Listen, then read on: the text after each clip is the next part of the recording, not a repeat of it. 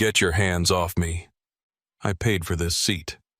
The words cut through the cabin like a blade. A cell phone camera clicks. A woman screams. The metallic rip of a zip-tie cuff being pulled tight echoes through first class, and suddenly everyone is watching. This isn't a criminal. This is Isaiah Brooks, passenger in seat 2A. He's wearing a $40 hoodie, but his ticket cost $12,500. And in 60 seconds, he will be dragged down the aisle of Transglobal Flight 447, his face scraping the carpet, all because a flight attendant decided he didn't belong.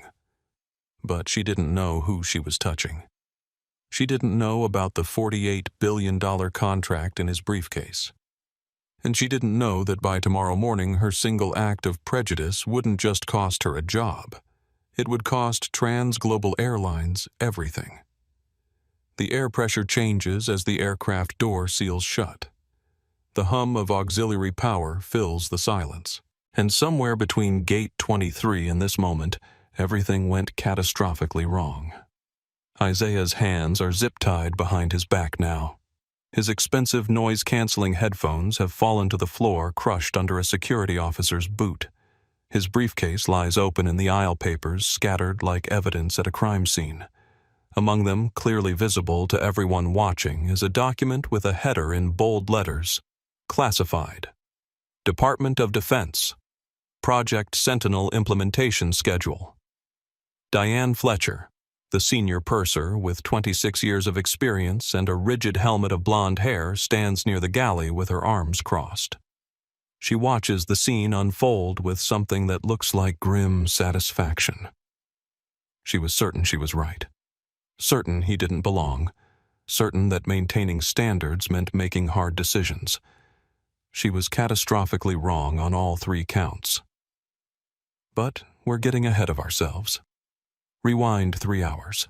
To understand how a $100 billion airline was brought to its knees not by a market crash or competitor, but by a single act of prejudice, we need to go back. Back to a flagship lounge at JFK Terminal 5, where a man sat in a leather chair, exhausted and unaware that his entire life was about to become a global news story. Back to the moment when Isaiah Brooks, one of the most powerful men in America, made the mistake of flying while black. JFK Terminal 5, Transglobal Flagship Lounge, 4:15 p.m. The Transglobal Flagship Lounge at JFK's Terminal 5 was a carefully curated symphony of privilege. Crystal champagne flutes clinked softly against marble countertops. Laptop keyboards clicked with the hushed urgency of people who believed their emails could change the world. The air carried the scent of expensive perfume, slightly too strong, mingling with the aroma of complimentary aged scotch and artisan cheese plates. It was an environment meticulously designed to insulate its occupants from the mundane chaos of travel. A velvet rope sanctuary for the global 1%. And in this sanctuary, looking thoroughly out of place, sat Isaiah Brooks. He wasn't wearing a custom-tailored suit. He wasn't barking orders into a rose-gold iPhone. He was slouched in a plush leather armchair near the window, wearing faded, dark-washed jeans, a simple black hoodie with the hood down, and a pair of well-worn Adidas sneakers that had seen better days. His only concession to luxury was the Bose noise-canceling headphones over his ears, from which the faint, complex rhythms of a neo-jazz quartet could be heard if you listened closely enough. Isaiah was 39 years old with a face that was more thoughtful than classically handsome. High cheekbones, intelligent eyes, a jaw that suggested both strength and restraint. He had the kind of stillness that people often mistook for weakness. They were mistaking it now. The couple in the adjacent seats, a man in a shiny suit with too much cologne, and a woman whose face had been pulled tight by one too many cosmetic procedures, kept glancing at him. Their disapproval was a tangible thing transmitted through raised eyebrows and whispered comments just loud enough to be heard. "How did he get in here?" the woman muttered, not bothering to lower her voice much. Her husband shrugged. "Probably an employee pass. You know how they let the staff family members use these lounges now? Standards aren't what they used to be." Isaiah felt the stares but didn't acknowledge them. He'd learned long ago that responding to every microaggression was a waste of energy. Instead, he kept his eyes on his tablet, scrolling through encrypted documents that would make most people's heads spin. He was exhausted. Not just red-eye flight tired, but soul-deep tired. The kind of exhaustion that settles into your bones after 96 consecutive hours in a classified data center in Northern Virginia, surviving on coffee and 4-hour sleep intervals, finalizing the launch sequence for something that would change the course of modern warfare. Isaiah Brooks wasn't just a tech CEO. He was the founder, lead architect, and majority shareholder of Apex Quantum Systems, the most advanced artificial intelligence and quantum logistics company on Earth. And just 3 hours ago, in a secure conference room at the Pentagon that didn't officially exist, he had signed the single largest defense contract in modern history. $48 billion over 10 years. Project Sentinel, a quantum encrypted logistics network that would exclusively manage the entire global supply chain and cybersecurity framework for the United States Department of Defense. Every military operation, every supply shipment, every classified movement in 4 continents. All of it would run through systems Isaiah had built. The meeting in London tomorrow was pure formality. A handshake with NATO officials, a photo opportunity for the Joint Chiefs, a ceremonial signing of documents that had already been executed in triplicate. The real work was done. Now he just wanted to sleep for 8 uninterrupted hours in his $12,500 first-class pod on Flight 447 to Heathrow. Just sleep. That's all he wanted. He took a sip of water, plain room temperature, not the champagne everyone else seemed to be drinking, and checked his watch. Boarding would start in 10 minutes. His phone buzzed. A text from his chief of staff, Honoraeus, safe travels. Don't forget the NATO reception is black tie. Please don't show up in a hoodie. Isaiah smiled slightly and typed back, no promises. Anna had been with him since the beginning. Since Apex was just 3 people in a garage in Austin. Since venture capitalists laughed them out of boardrooms since the day the Department of Defense took their first meeting and everything changed. She knew him well enough to know that his casual dress wasn't rebellion or ignorance. It was intentional. It was a test. If people couldn't see past his clothes to his credentials that told him everything he needed to know about them. A crisp, synthesized voice chimed through the lounge speakers. We are now pleased to announce the pre-boarding of Transglobal Flight 447 to London Heathrow, starting with our first-class passengers and Transglobal Elite members. Isaiah stretched his shoulders, and grabbed his simple black backpack. No designer logo, no status signaling, just a functional bag that held everything he needed. Laptop chargers, a change of clothes.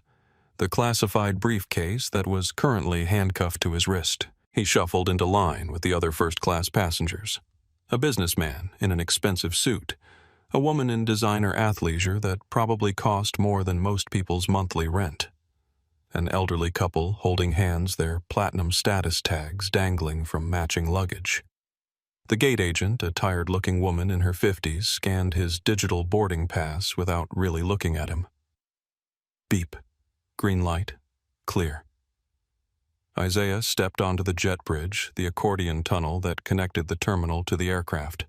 His footsteps echoed slightly against the ribbed walls.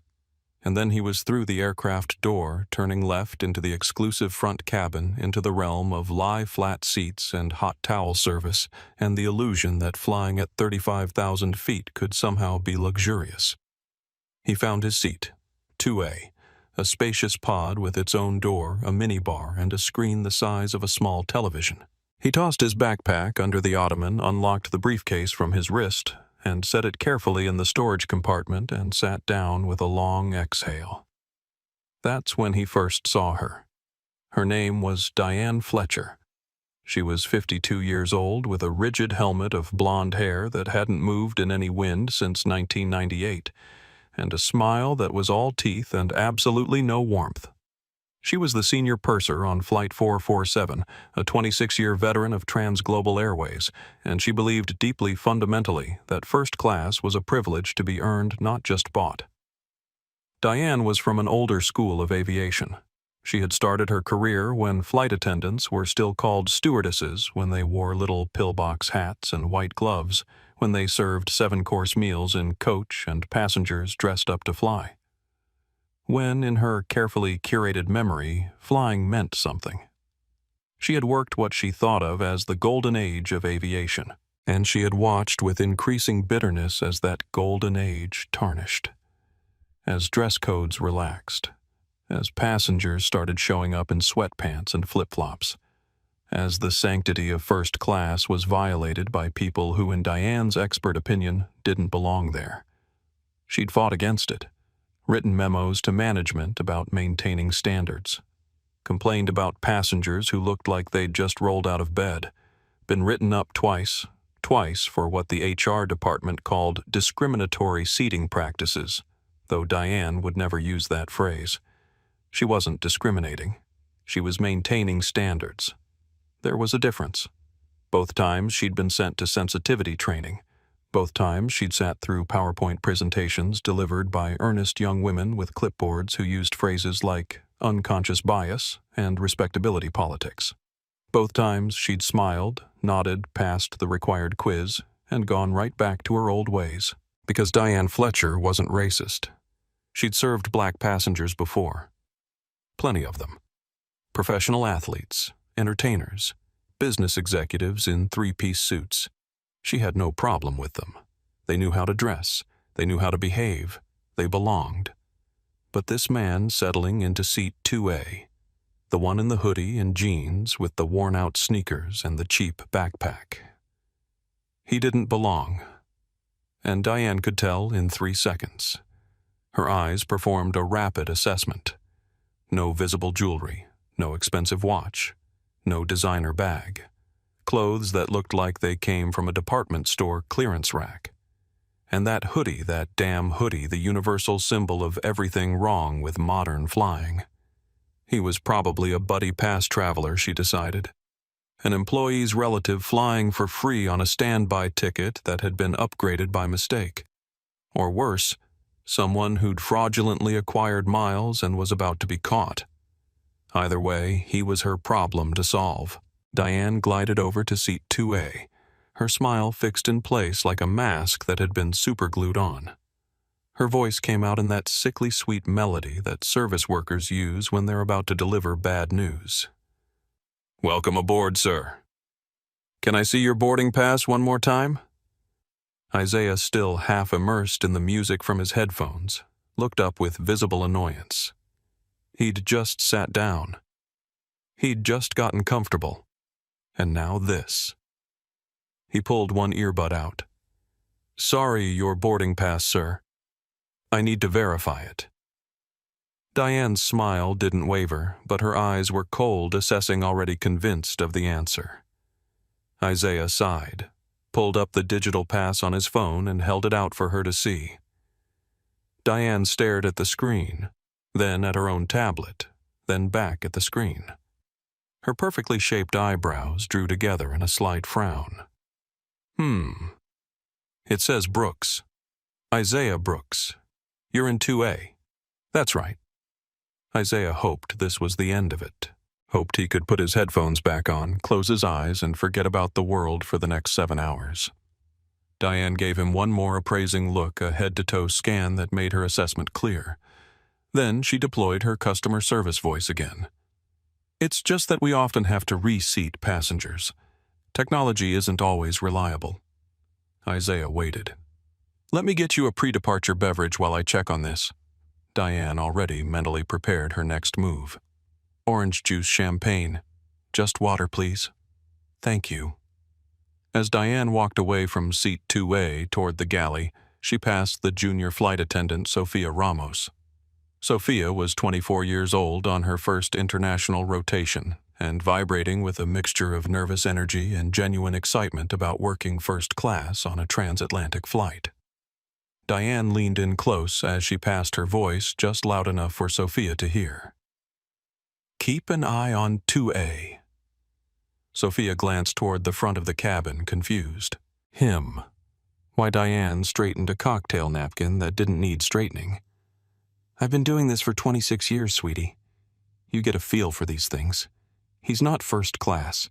He's a problem waiting to happen.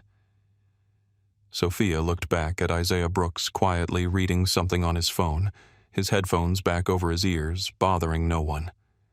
To her, he just looked like a tired traveler. But Diane was the boss. Diane had been doing this longer than Sophia had been alive. Sophia's stomach twisted. She had a very bad feeling about this. The first-class cabin of Trans-Global Flight 447 was filling up with the kind of people who were used to being first. First in line, first to be served, first to complain when things weren't perfect. Directly in front of Isaiah in the coveted 1A position, with its extra legroom and its proximity to the exit door, sat Judith Brennan. She was 63 years old, with steel gray hair cut in a no-nonsense bob, reading glasses perched on her nose and a Kindle in her hands, displaying what looked like a dense legal text. Judith had been a federal judge for 32 years, serving on the Ninth Circuit Court of Appeals until her retirement 18 months ago.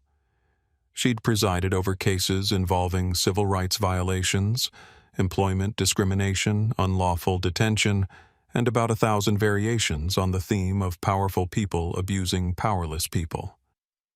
She knew the sound of injustice. She'd heard it in courtrooms and depositions in the carefully parsed language of attorneys trying to justify the unjustifiable. And she was hearing it now in the barely audible conversation between the senior purser and the junior flight attendant. Judith didn't look up from her Kindle, but she was listening. Always listening. Old habits from 3 decades on the bench died hard. She opened the voice memo app on her iPhone, set the phone face down on her tray table, and let it record, just in case. She'd learned long ago that the truth had a way of changing when people thought no one was watching. 2 rows back across the aisle sat Carlos Rivera. He was 46 years old, Colombian-American, wearing an expensive charcoal suit that had been custom-tailored in Bogota, and he was trying very hard to focus on his laptop. The screen showed a marketing presentation for the tech firm where he served as VP of brand strategy, but the words weren't registering. Because Carlos had seen this before. 22 years ago, he'd been the man in the seat. Different airline, different city, same situation. He'd been flying back to Bogota for his mother's birthday, dressed casually, because it was supposed to be a quick trip, and he'd been pulled off a flight by airline staff who were convinced his frequent flyer status was fraudulent. No reason. No explanation. Just a certainty that someone who looked like him couldn't possibly belong in business class.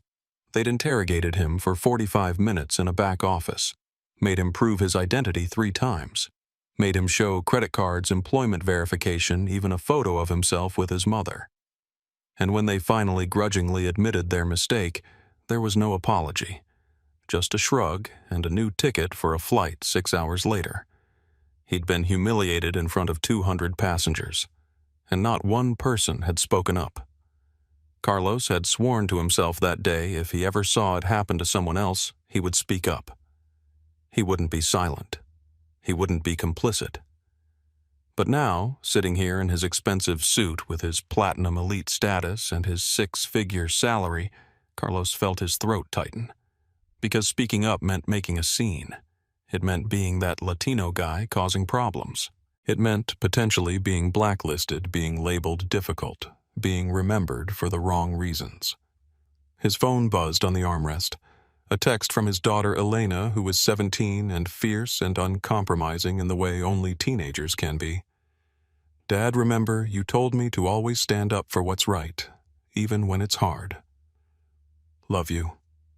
Safe flight. Carlos stared at the message for a long moment. Elena was right. He had told her that, many times. And if he stayed silent now, what did that teach her? That principles only mattered when they were convenient. He kept his phone out, camera app ready, and watched. 3 rows behind Isaiah. The problem began. Richard Pemberton was 48 years old, a self-described road warrior who flew this route twice a month and believed this made him airline royalty.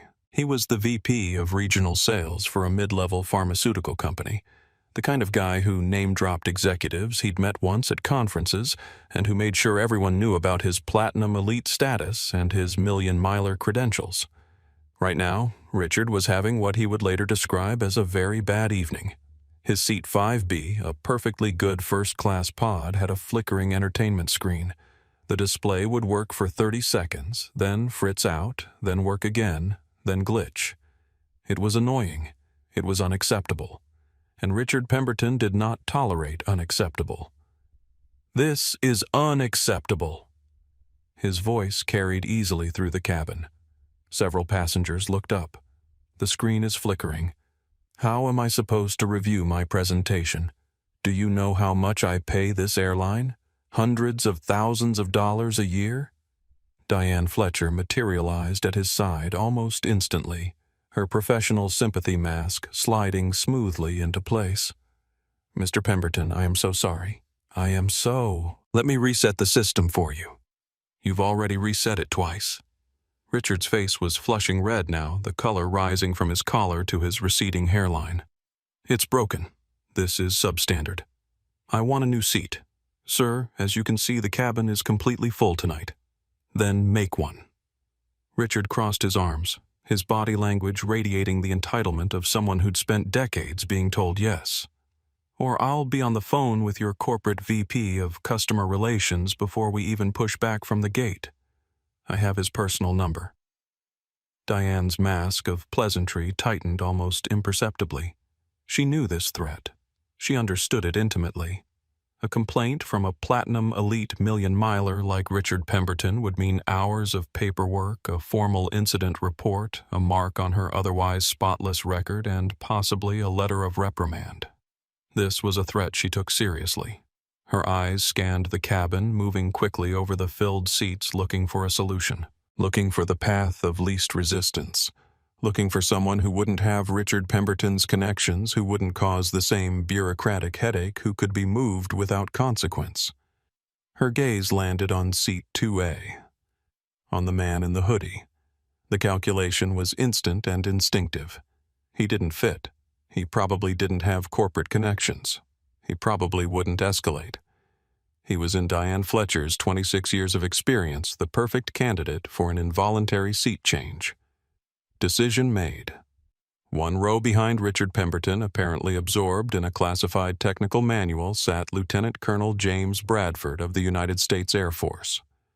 He was 51 years old, with short-cropped gray hair and the ramrod posture of someone who'd spent 30 years in uniform. He was on his way to RAF Mildenhall for a classified briefing on joint NATO operations. The manual he was reading dealt with quantum encryption protocols for military supply chains. Dry stuff. Technical. The kind of reading that required focus, which is why he hadn't noticed the brewing conflict yet. But he would. Very soon. Diane Fletcher took a deep breath, straightened her uniform jacket, and marched purposefully toward the front of the cabin. Her heels clicked against the aircraft floor with the confidence of someone who'd made this walk thousands of times. Sophia Ramos, still standing near the galley, pretending to organize cocktail napkins, watched her go. Her heart was sinking. She knew what was coming. She'd seen that expression on Diane's face before during training. The look of someone who'd made a decision and wasn't going to be swayed. Diane stopped at seat 2A and tapped Isaiah's shoulder with two perfectly manicured fingers. Isaiah opened his eyes, visibly annoyed at being disturbed for the second time in 5 minutes. He removed his headphones with the slow, deliberate movement of someone exercising patience. "Yes, sir." Diane's voice was still sweet, still professional, but there was steel underneath now. "We have a small equipment issue with one of our seats. We're going to have to move you." Isaiah frowned. "Move me where we have a lovely seat for you in our Economy Plus cabin. It's a window seat, and I'll be happy to offer you complimentary cocktails throughout the flight and a $300 travel voucher for the inconvenience." Isaiah stared at her as if she'd just asked him to fly the plane himself. His expression didn't change, but something shifted in his eyes. Recognition, maybe, or resignation. The look of someone who'd seen this movie before and knew how it ended. No. Diane's plastic smile faltered for just a fraction of a second. I beg your pardon? No, thank you. I'm not moving. Isaiah's voice was quiet, but absolutely firm. I'm fine right here. The smile crystallized into something brittle and dangerous. Sir, I'm not asking. I'm telling you, and I'm telling you. Isaiah interrupted, his tone still measured but now carrying an edge like a blade wrapped in silk, that I paid $12,500 for this specific seat. I have a confirmed reservation. I've committed no violation of any policy. And I'm not moving because another passenger is having a tantrum about his television screen. The question hung in the air like smoke after a gunshot. Diane's face flushed. That passenger is a Platinum Elite member, and I'm a paying customer who followed every rule. Isaiah held her gaze. Or do Elite members get to decide who belongs in first class based on what they're wearing? There was no good answer to that question. Diane knew it. Isaiah knew it, and several passengers who were now pretending not to listen but definitely listening knew it. From seat 1A, Judith Brennan lowered her reading glasses and looked up. Her voice cut through the tension with the precision of someone who'd spent 3 decades commanding courtrooms. Excuse me, not loud but authoritative. But I couldn't help overhearing. You're asking this gentleman to vacate his paid seat? Diane turned, her smile snapping back into place. Ma'am, this is a crew matter. I appreciate your concern, but... I appreciate, Judith interrupted smoothly, that you're about to make a very expensive mistake. I've seen enough unlawful ejections in my career to recognize the setup. This passenger has a valid boarding pass. He's been seated without incident. And now you want to move him to accommodate someone else's complaint about a mechanical issue. She reached into her bag, pulled out her iPhone, opened the voice memo app with deliberate slowness, and set the phone face up on her tray table. The red recording dot blinked steadily, unmistakably. I'm Judith Brennan, retired federal judge, 9th Circuit Court of Appeals. Please continue. I'm listening very carefully. Diane felt the first tremor of uncertainty. A recording. A federal judge. This was escalating in ways she hadn't anticipated, but she'd already committed. Backing down now would mean admitting she was wrong. Would mean losing face in front of the cabin. Would mean Richard Pemberton would still be complaining and she'd have accomplished nothing. So she doubled down. Ma'am, I understand your concern, but I have a responsibility to all our passengers, and sometimes that means making difficult decisions. This isn't difficult. Isaiah's voice was quiet but absolute. This is simple. I'm staying in my seat. End of discussion. Diane's jaw tightened. Let me be very clear, sir. If you refuse to comply with crew instructions, I will have no choice but to call security. Let me be very clear. Isaiah echoed her phrasing, his voice dropping to something even quieter but infinitely more serious. If you want me out of this seat, you will have to physically remove me. And if you choose to do that, everything that happens next will be your decision, not mine. Do you understand? For a long moment, they stared at each other. Diane Fletcher, who believed she was maintaining standards. Isaiah Brooks, who knew he was defending his dignity. Sophia Ramos watched from the galley, her hands frozen on a coffee pot. Her internal voice was screaming that this was wrong, that this was spiraling out of control, that someone needed to stop this before it became irreversible. But she was 24 years old with $52,000 in student loan debt and rent due in 8 days. Her voice wouldn't come. The words stayed locked in her throat, so she stayed silent and would hate herself for it later. Diane made her decision. She turned on her heel, walked to the galley phone, picked up the receiver, and pressed 3 digits. This is Senior Purser Fletcher on Flight 447 Gate 23. I need Port Authority security to aircraft. We have a passenger refusing to comply with crew instructions. Immediate response requested. She hung up and turned back to face the cabin, her expression one of grim satisfaction. She had followed protocol. She had maintained order. She had done her job. Isaiah Brooks settled back in his seat, closed his eyes, and waited. He'd given them a chance to walk away. Multiple chances. They'd chosen this path. Whatever happened next was on them. The cabin had gone very quiet. The kind of quiet that happens when everyone knows something bad is about to happen, but no one wants to be the first to acknowledge it. In seat 5B, Richard Pemberton watched the confrontation unfold with a mixture of vindication and discomfort. His flickering screen suddenly seemed less important. He turned to his wife, Lisa, who sat in 5C with her arms crossed and her face carefully neutral. He should just move.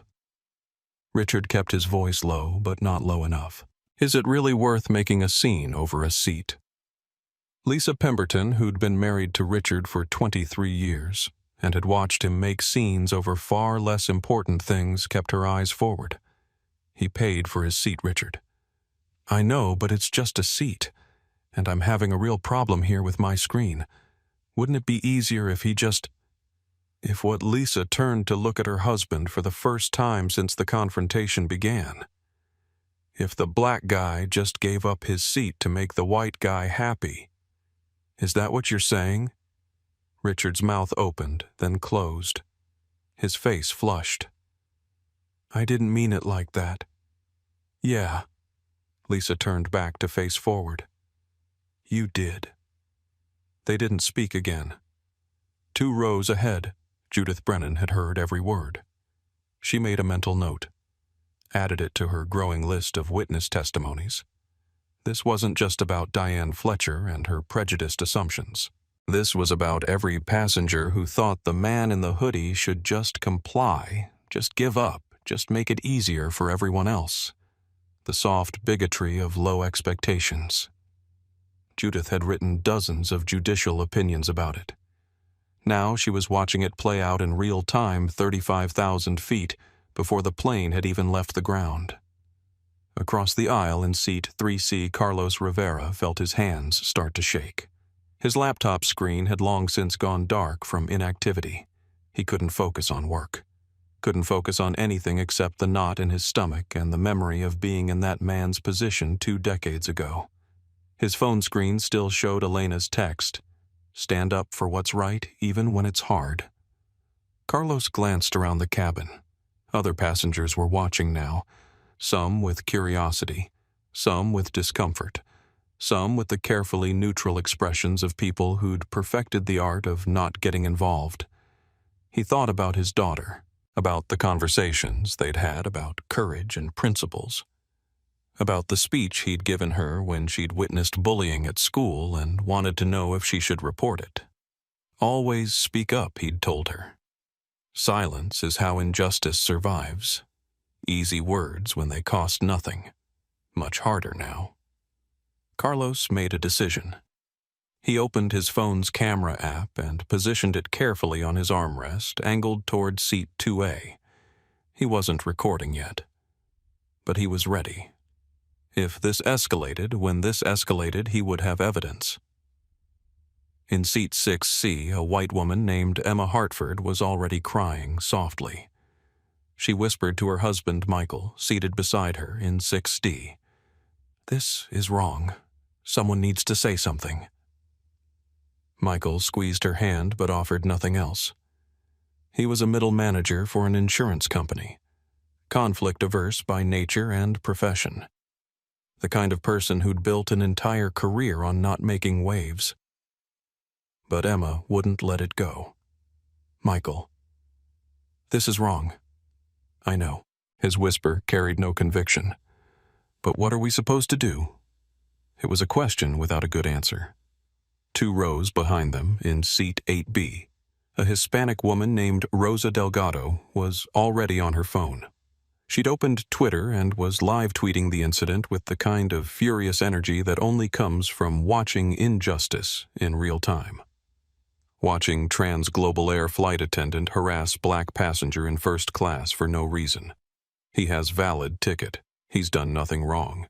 She's calling security. This is unreal. Hashtag transglobal shame. She hit tweet and watched it post. 4 people liked it immediately, then 7, then 15. The first spark of what would become an inferno. In seat 4B, Colonel James Bradford finally looked up from his classified manual. He'd been dimly aware of raised voices, but military technical specifications required focus, and he'd learned to tune out ambient noise. Now, though, the tension in the cabin was impossible to ignore.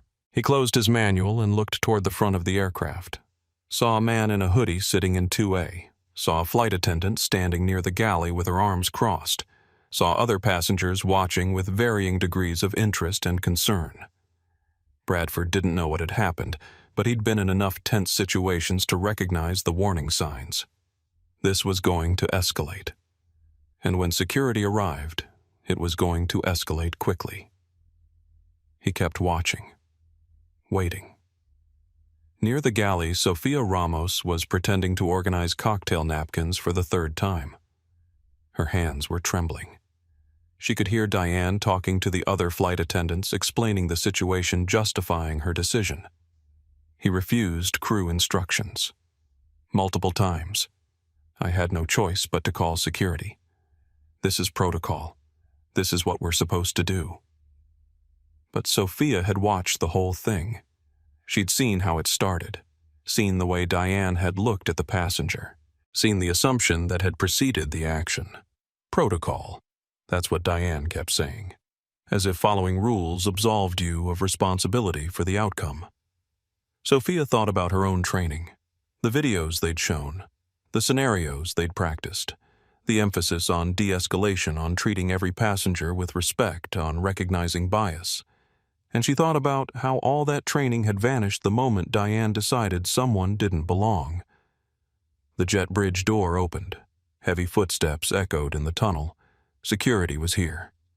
2 Port Authority police officers stepped onto the aircraft, and the temperature in the cabin seemed to drop 10 degrees. The first officer through the door was Derek Mason. He was 28 years old, white, with the kind of aggressive swagger that comes from 3 years of authority and not enough experience to temper it. His hand rested near his belt near his radio, and his cuffs, and his eyes swept the cabin with the practiced assessment of someone looking for trouble. Behind him came his partner, Luis Garcia. Luis was 49, Hispanic, with 22 years of experience in Port Authority security, and the weary expression of someone who'd seen this exact situation go wrong too many times before. He'd tried to talk Derek out of responding so aggressively on the walk over. Derek hadn't listened.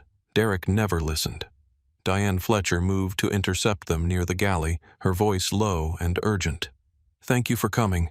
The passenger in 2A has refused multiple requests to move to another seat. He's been combative and disrespectful.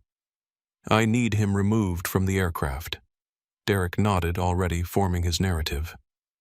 Difficult passenger. Refusing crew instructions. Clear-cut case.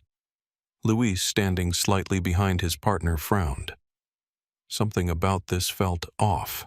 The passenger in question, he could see him now, sitting in 2A, didn't look combative. Didn't look aggressive. Just looked tired. But Derek was already moving forward, his boots heavy on the aircraft floor. "Sir?" Derek's voice was loud, authoritative, designed to command attention and compliance. "I need you to step out of the seat." Isaiah opened his eyes slowly. He'd heard them coming. Had known this moment was inevitable from the second Diane picked up that phone. He looked up at Derek Mason and saw exactly what he expected to see, a young officer with something to prove and a situation he'd already judged. Officer. Isaiah kept his hands visible on the armrests, his body language deliberately non-threatening. "I've done nothing wrong. I have a valid boarding pass. I'm seated in my assigned seat. I've committed no violation. Flight crew has asked you to move." Derek's jaw was tight. That's a lawful order. Failure to comply is a federal offense. The flight crew asked me to voluntarily give up my paid seat. Isaiah's voice remained measured. I declined. That's my right. Luis Garcia stepped forward, his hand touching his partner's elbow. Hey, Derek. Let's just call the gate supervisor. We can sort this out without... Derek shrugged off the touch, annoyed. Sir, I'm not going to ask again. Stand up. Now. From seat 1A, Judith Brennan's voice cut through the tension like a scalpel. Officers. I'm Judith Brennan, retired federal judge from the Ninth Circuit. I've been recording this entire interaction. She gestured to her phone, still face up on the tray table, the red dot still blinking. This passenger has not threatened violence. He has not used profanity. He has not violated any regulation. What you're about to do is unlawful detention. Derek glanced at her irritation flashing across his face. Ma'am, please stay in your seat and let us do our job. I am in my seat. Judith's tone remained even. And I'm witnessing what's about to become an assault in progress. I'm documenting it for the inevitable lawsuit. Derek's face flushed red. He didn't like being challenged. Didn't like having his authority questioned by civilians who thought they knew better. He turned back to Isaiah, and his voice had an edge now. Last chance. Stand up and come with us voluntarily, or I will remove you by force. Isaiah looked at him for a long moment. Then he spoke his words careful and deliberate. Officer, I am not resisting. I am not being violent. I am simply refusing to give up my seat. Those are different things. If you choose to use force against me, that's your decision. But I want it clearly understood that I am not giving you cause. It was the wrong thing to say to the wrong officer at the wrong time. Derek's ego, already bruised by Judith's intervention, couldn't tolerate this quiet defiance. This measured refusal from a man in a hoodie who thought he could tell a police officer what was and wasn't lawful. In seat 3C, Carlos Rivera saw it coming, saw the shift in Derek's body language, saw the decision being made. His hands were shaking as he positioned his phone, but he hit the record button, started filming. And then Carlos did something he'd sworn he would do, but had been terrified to actually follow through on. He stood up. Stop. His voice trembled, but carried. You're making a mistake. Every head in the cabin turned. Derek spun around, his authority challenged now from multiple directions. Sir, sit down. This doesn't concern you. No. Carlos felt like he was jumping off a cliff. I've been sitting here for the past 20 minutes. I watched everything. This man did nothing wrong. He wasn't aggressive. He didn't raise his voice. He asked to see a supervisor. He has a valid boarding pass. And now you're about to put your hands on him. Carlos lifted his phone higher, making sure the camera was visible. I'm Carlos Rivera, seat 3C. It's 6:47 p.m. and I'm watching a passenger being removed for the crime of existing while black in first class. Other phones came out, not all at once, not in a coordinated wave, but one by one, like fireflies lighting up at dusk. Emma Hartford in 6C, her hands still shaking but her phone steady. Michael Chen in 6D finally finding his courage. Rosa Delgado in 8B already streaming live to Twitter. A businessman in 9A whose name no one would ever learn, but whose video would get 15 million views. At least 7 different cameras, 7 different angles, all recording, all time-stamped, all capturing this exact moment. Derek looked around the cabin and saw what his partner had been trying to warn him about. This wasn't a clean removal anymore. This was being documented from every angle. This was going to be scrutinized. This was going to be everywhere. For just a second, Luis saw uncertainty flicker across Derek's face. Saw his partner realize that maybe, just maybe, this wasn't worth it. But Derek's pride was stronger than his judgment. Everyone needs to put their phones away and sit down, or you'll be removed too. Derek's voice was rising. "This is a security matter, and interfering with law enforcement is a federal offense." "Then arrest me," Judith's voice came from 1A. "I'm a retired federal judge documenting a civil rights violation. I dare you to arrest me."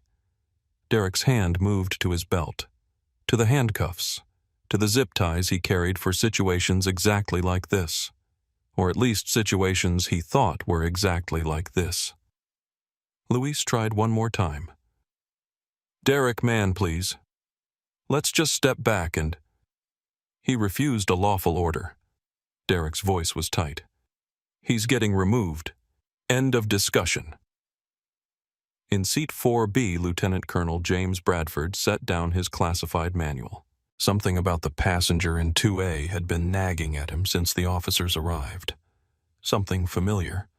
He'd been half listening to the confrontation while trying to read, and now he gave the scene his full attention. The man in the hoodie, the measured demeanor, the careful responses, the way he held himself despite being outnumbered and threatened. Bradford looked closer. Really looked. Not at the clothes or the casual appearance, but at the face, at the features, at the intelligent eyes and the high cheekbones and the expression that suggested this wasn't his first time dealing with authority that didn't recognize him. And then it clicked. Bradford had seen that face before. Not in person, but in briefings, classified briefings, Pentagon briefings. Briefings where they discussed the single most important civilian contractor in the United States defense infrastructure. Oh no. Oh God, no. Bradford stood up so fast his technical manual fell to the floor with a thud. His voice, when it came out, had the unmistakable ring of military command, the kind of voice that makes people stop and pay attention. Wait. Not shouting, but projecting. Authoritative. Immediate. You need to stop right now. Derek turned annoyed at yet another civilian interfering. "Sir, this doesn't concern—" "That's Isaiah Brooks." Bradford's voice was quieter now, but somehow more intense. The kind of quiet that demands attention. The name hung in the air like an unexploded bomb. Diane Fletcher blinked. Bradford's eyes stayed locked on Derek. Isaiah Brooks, founder and CEO of Apex Quantum Systems. Derek's hand, which had been reaching for Isaiah's arm, hesitated.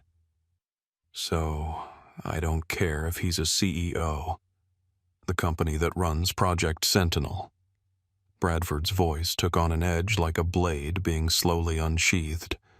The man whose systems currently manage the logistics for every United States military operation in 3 continents. The single most important civilian defense contractor to the Department of Defense. The cabin went absolutely silent. Even the ambient aircraft noise seemed to fade. Derek's hand dropped to his side. Bradford took a step closer, his posture military straight, his eyes hard. "You're telling me you're about to zip tie and drag off the man who 72 hours ago signed a $48 billion contract with the Pentagon to run our entire military logistics network?" Diane's face had gone white. Actually white. The color draining from her cheeks like someone had pulled a plug. I didn't know.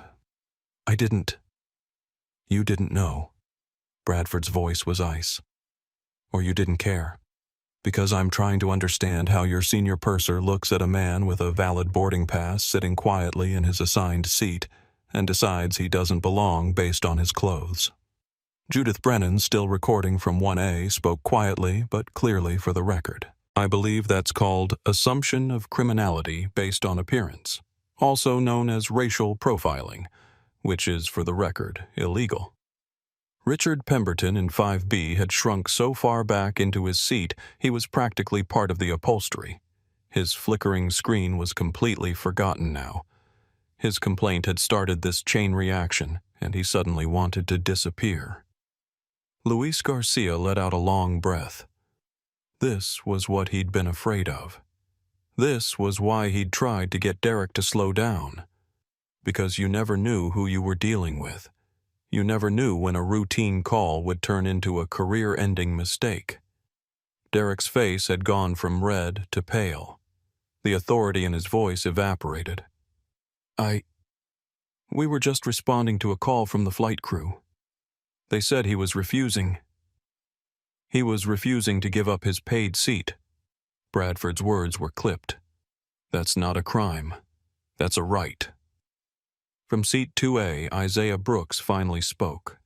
His voice was quiet, measured, almost sad. He looked up at Colonel Bradford, who was still standing in the aisle. "Colonel." Isaiah's tone was respectful but firm. "I appreciate the intervention, but I don't need my title to deserve basic human dignity. No one does." The words landed like a physical blow. Several passengers visibly flinched. Isaiah continued, his eyes moving to Derek, to Diane, to the other passengers who were watching. "I shouldn't have to be the CEO of a defense contractor to be treated with respect. I shouldn't have to have a $48 billion contract for my boarding pass to be considered valid. And the fact that my job title is the only thing making you reconsider your actions tells me everything I need to know about what you really see when you look at me." The silence that followed was deafening. Bradford, to his credit, looked ashamed. "You're right." He sat back down. "You're absolutely right. But they need to know who they're about to destroy their entire company over." Diane Fletcher felt the ground crumbling beneath her feet. 26 years of service, perfect record, commendations, promotions, all of it disintegrating in real time. Because she'd looked at a man in a hoodie and decided he didn't belong. She'd made a lot of decisions in her career, thousands of them. But this was the first one she knew with absolute certainty she could never take back. Sophia Ramos, watching from the galley, felt tears burning behind her eyes. She'd known this was wrong from the start, had felt it in her gut. But she'd stayed silent because Diane was the senior purser, because she was new, because she was scared. And now it was too late to matter.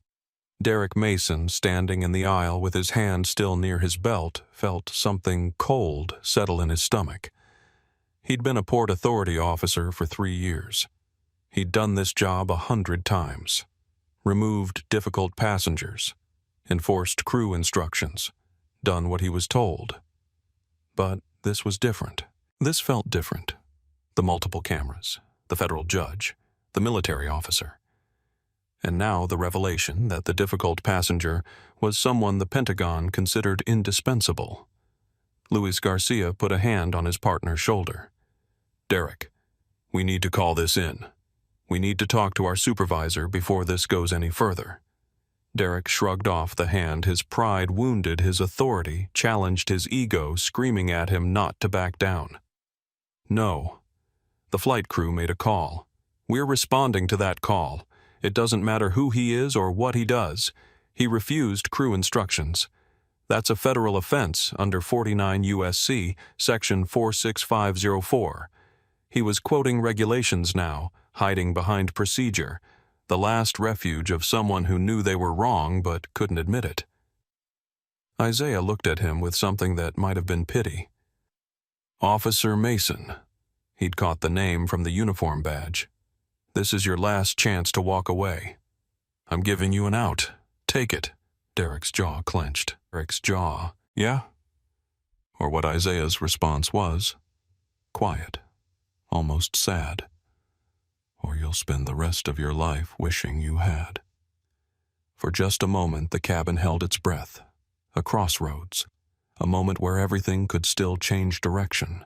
Where common sense could still prevail. Where someone could admit they were wrong before the damage became permanent. But Officer Derek Mason was 28 years old with 3 years of authority and an ego that had been challenged in front of 50 witnesses. He'd already committed, already chosen his path, already decided that backing down would be weakness.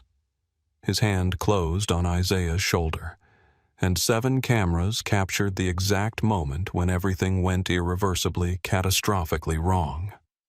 The moment Derek Mason's hand clamped onto his shoulder, Isaiah Brooks felt something cold and familiar settle deep in his chest. Not fear, he'd been afraid before, and this wasn't that. Not even anger, though anger was there, simmering beneath the surface. This was resignation, recognition, the weary acknowledgement of a pattern he'd seen too many times. He'd spent his entire adult life building systems to prevent exactly this kind of stupidity. Algorithms that could predict supply chain disruptions months in advance. Artificial intelligence that could flag security threats before they materialized. Logic structures so sophisticated they could coordinate military operations across continents without a single point of failure. But here in this pressurized tube that hadn't even left the ground, no amount of technological genius could save him from a man who'd looked at his hoodie and decided he was a threat. Officer.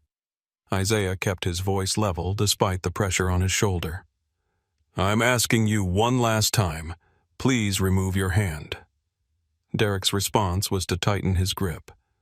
Isaiah had taken taekwondo lessons when he was 16, had earned his black belt by 17.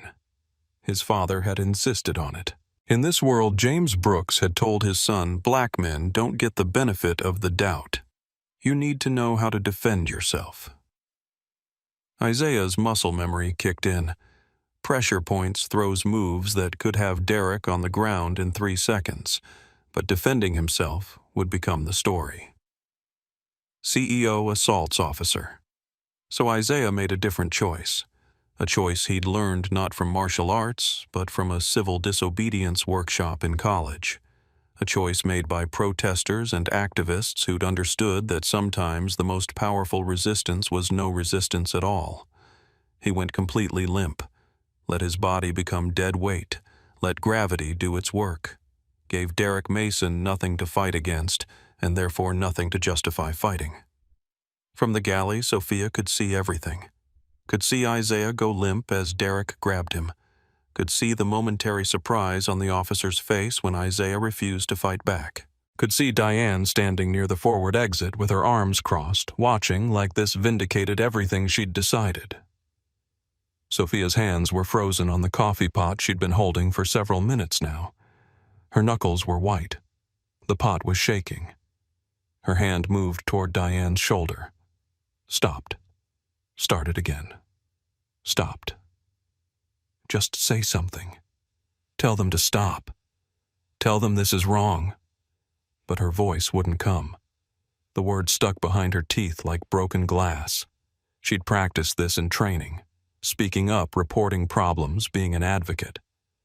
But training didn't include the weight of Diane's stare, didn't include the fear of being blacklisted, didn't include $52,000 of debt and $800 left in her bank account. So her hand dropped, and she watched. Judith had seen a lot in 32 years on the federal bench. She'd seen police officers lie under oath. She'd seen prosecutors suppress exculpatory evidence. She'd seen defense attorneys sabotage their own clients out of laziness or incompetence or simply not caring. But watching this, watching a man be physically assaulted for the crime of existing while black in first class, Judith felt the old rage ignite in her chest. The same rage that had driven her through law school, through her clerkship, through decades of fighting for justice in a structure that often had no interest in it. She kept her phone steady, zoomed in, made sure every detail was captured. Derek's hand on Isaiah's shoulder, the zip ties dangling from his belt. Diane Fletcher standing in the background with that expression of grim satisfaction. This is Judith Brennan, retired Ninth Circuit judge. Her voice was prosecutorial. I am witnessing an assault in progress. The passenger has not threatened violence. He has not used profanity. He has not violated any regulation. He has simply refused to vacate his paid seat. What is happening right now is unlawful detention and assault. The time is 6:48 p.m. Location is Transglobal Flight 447, Gate 23, JFK Terminal 5. Carlos's hands were shaking so hard he could barely keep his phone steady. He'd promised himself he would speak up, had stood up, had started recording, had called out what was happening. But now, watching Derek's aggressive body language, watching the way the officer's hand moved from Isaiah's shoulder toward his belt where the handcuffs and zip ties hung, Carlos felt something he hadn't felt in years. Genuine physical fear. This cop wasn't just removing a passenger. He was looking for a fight, looking for an excuse to escalate. And Carlos knew. Knew from experience, knew from statistics, knew from the cold reality of being a brown man in America how this could end for him too if he interfered too much. His daughter's text was still on his screen. Stand up for what's right even when it's hard. He kept recording, kept his camera steady. It wasn't enough. It would never be enough. But it was what he could do without risking everything. Derek's second hand came up, grabbing Isaiah's other shoulder, preparing to pull him from the seat. Isaiah forced his body to go slack, completely slack, dead weight. Derek, expecting resistance, stumbled slightly. And then, in a move that would be dissected in training videos for years to come, he shouted, "Stop resisting!" Even though Isaiah wasn't resisting at all. Even though multiple cameras clearly showed Isaiah's hands down his body limp, offering no physical resistance whatsoever. Luis Garcia stepped forward, his voice urgent. "Derek, wait!" But Derek was beyond listening, beyond reason. He'd been challenged, embarrassed, questioned by civilians and military officers and federal judges. His authority had been undermined. His ego was shredded. And now this man in a hoodie who thought he was too good to follow orders, was going to comply even if Derek had to drag him off this plane himself. The zip tie package ripped open with that distinctive plastic sound. Rapey. Multiple passengers gasped. Someone whispered, "Oh my God." Emma Hartford started crying.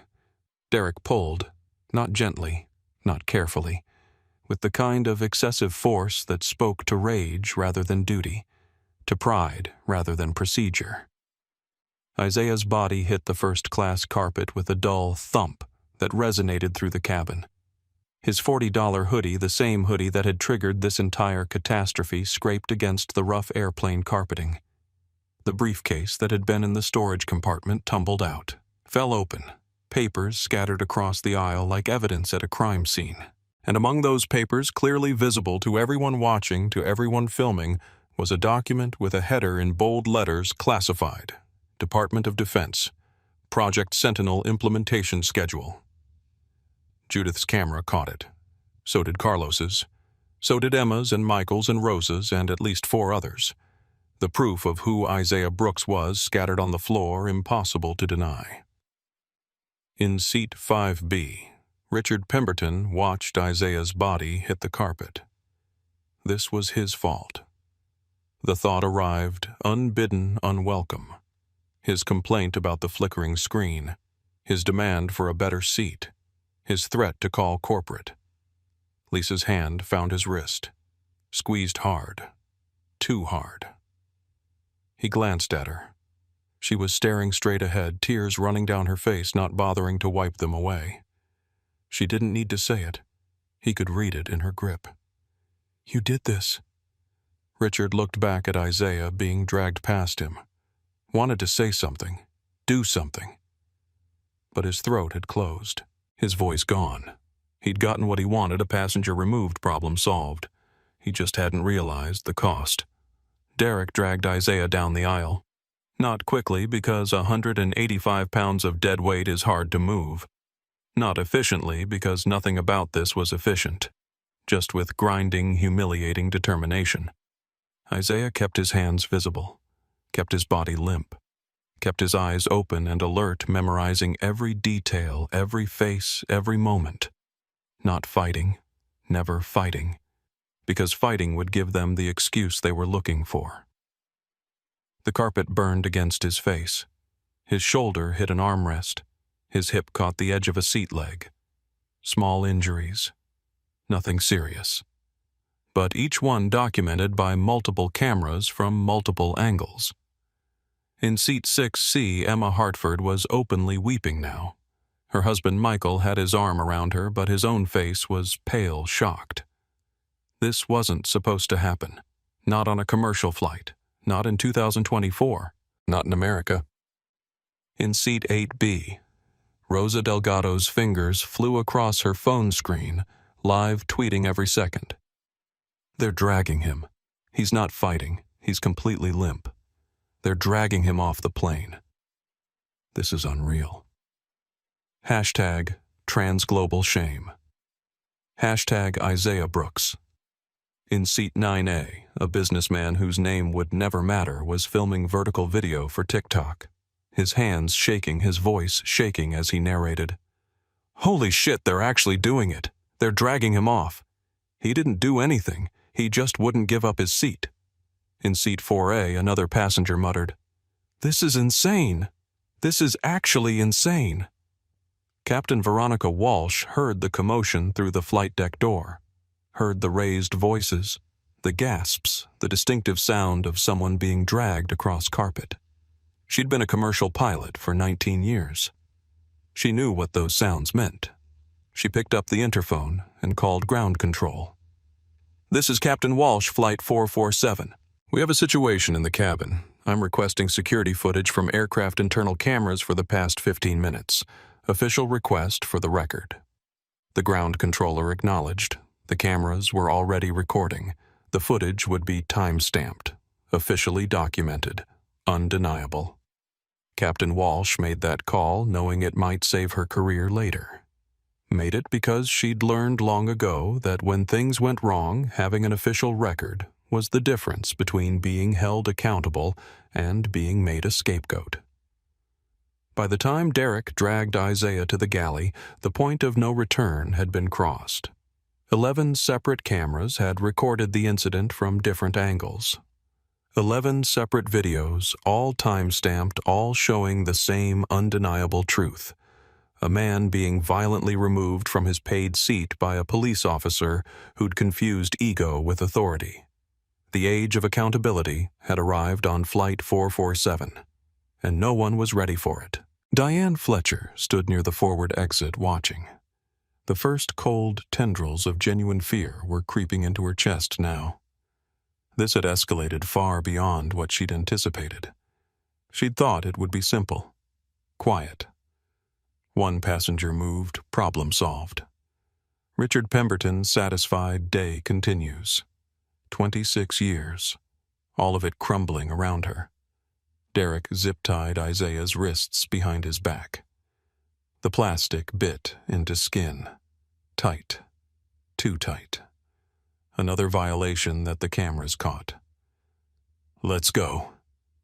Derek was breathing hard from the exertion, from the adrenaline, from the shame he wasn't quite ready to acknowledge yet.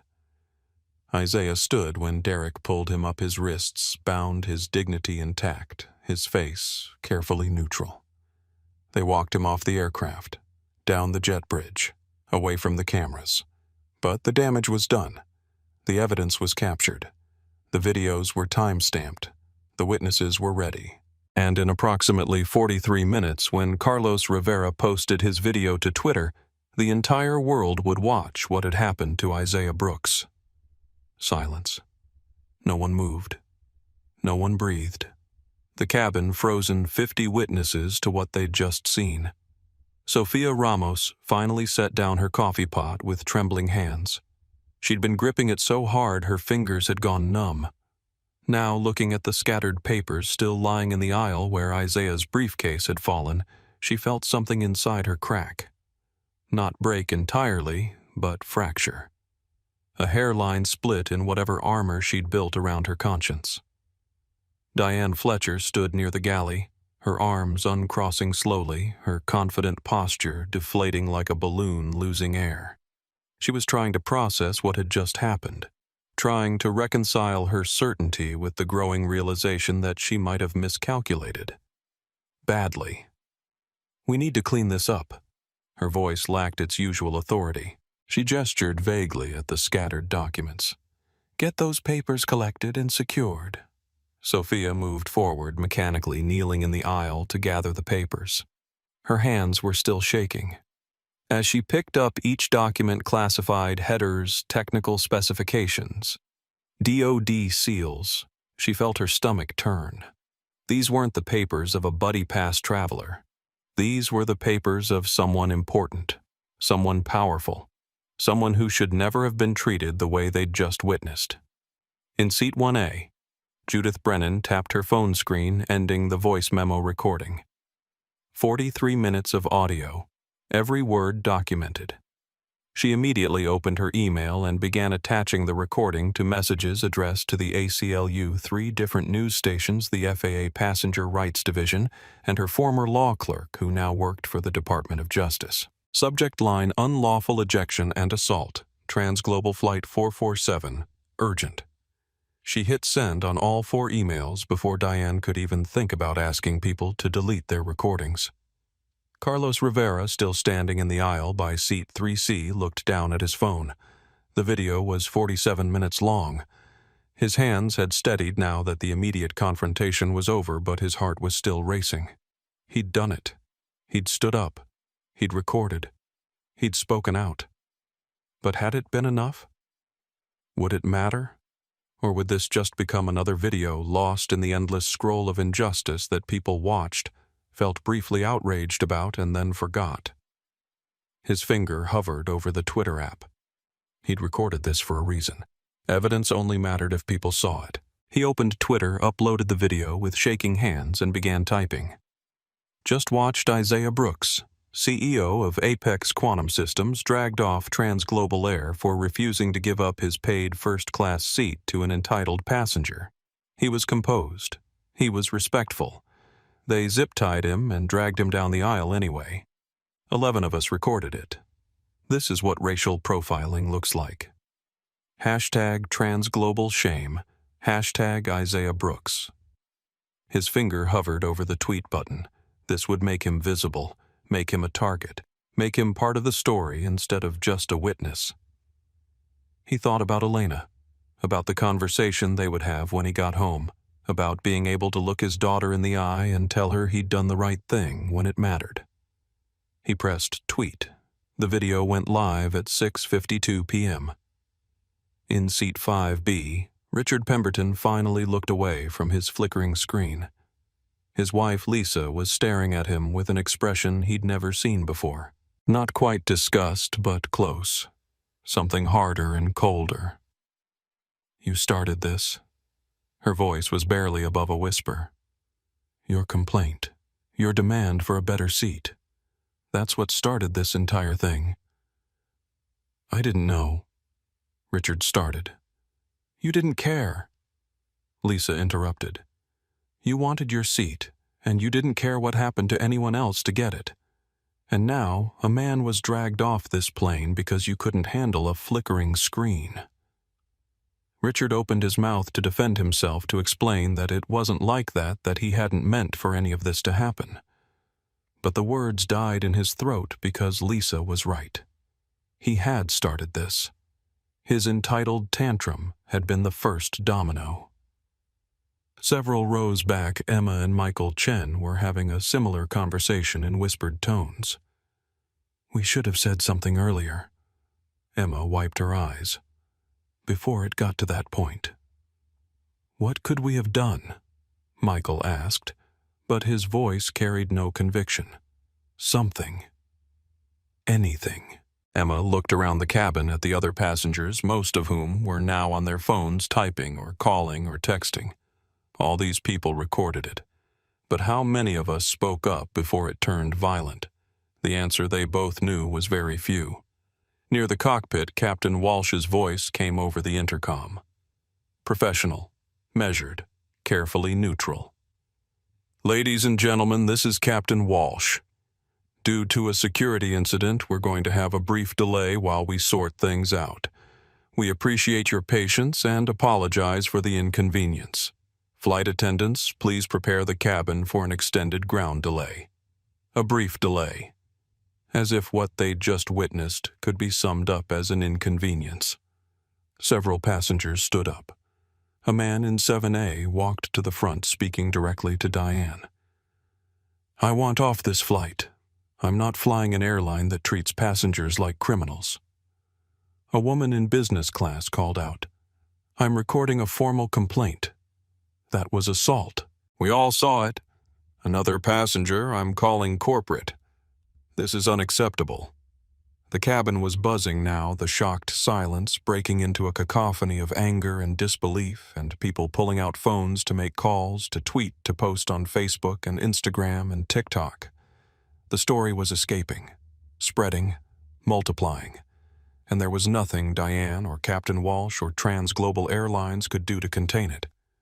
On the jet bridge, Isaiah stood with his wrists still zip-tied behind his back. Luis Garcia had finally cut them off, looking sick as he did so.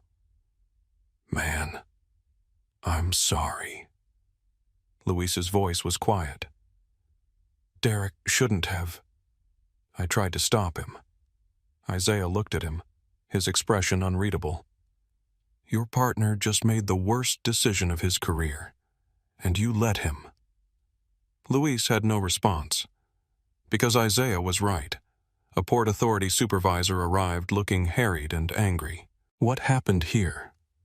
Derek started to explain, using the voice he'd been trained to use when writing incident reports. Clinical. Detached. Subject refused crew instructions to vacate seat. Subject became argumentative and confrontational. Subject failed to comply with lawful orders from Port Authority officers. Subject was removed using minimum necessary force. "There are 11 videos," Isaiah interrupted quietly. 11 different cameras, all showing that I never raised my voice, never threatened anyone, and never resisted. Your officer grabbed me, dragged me, and zip-tied me while I was completely cooperative. Minimum necessary force is an interesting phrase for assaulting someone who's sitting still. The supervisor's face went pale. Videos. 11 of them. Time-stamped. From multiple angles, including one from a retired federal judge who documented the entire incident and has already sent it to the Justice Department. Isaiah's voice remained level, but there was steel underneath now. "You should probably start calling your lawyers." Carlos Rivera's tweet posted at 6:52 p.m. Eastern Time.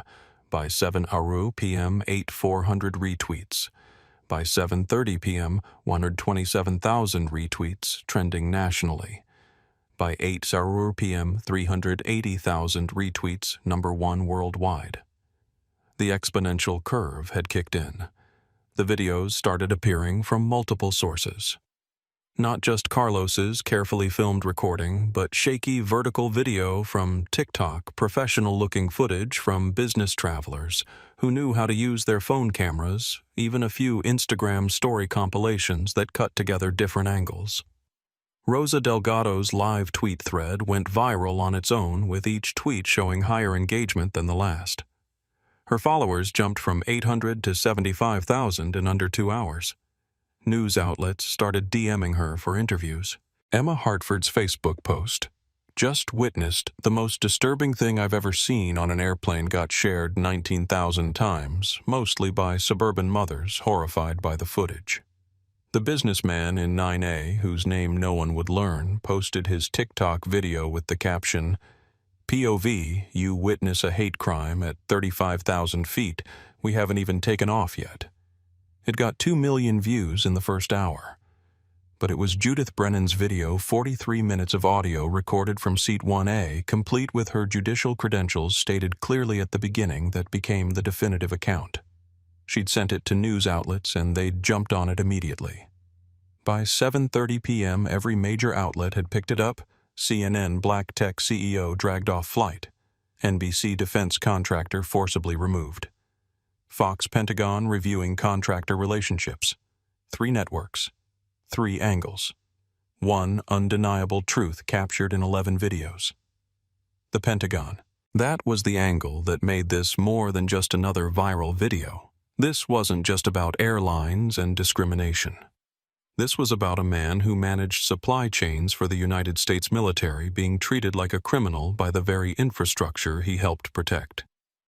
At 7:31 p.m., the Department of Defense issued a terse statement through their press office. "We are aware of the incident involving Isaiah Brooks, CEO of Apex Quantum Systems.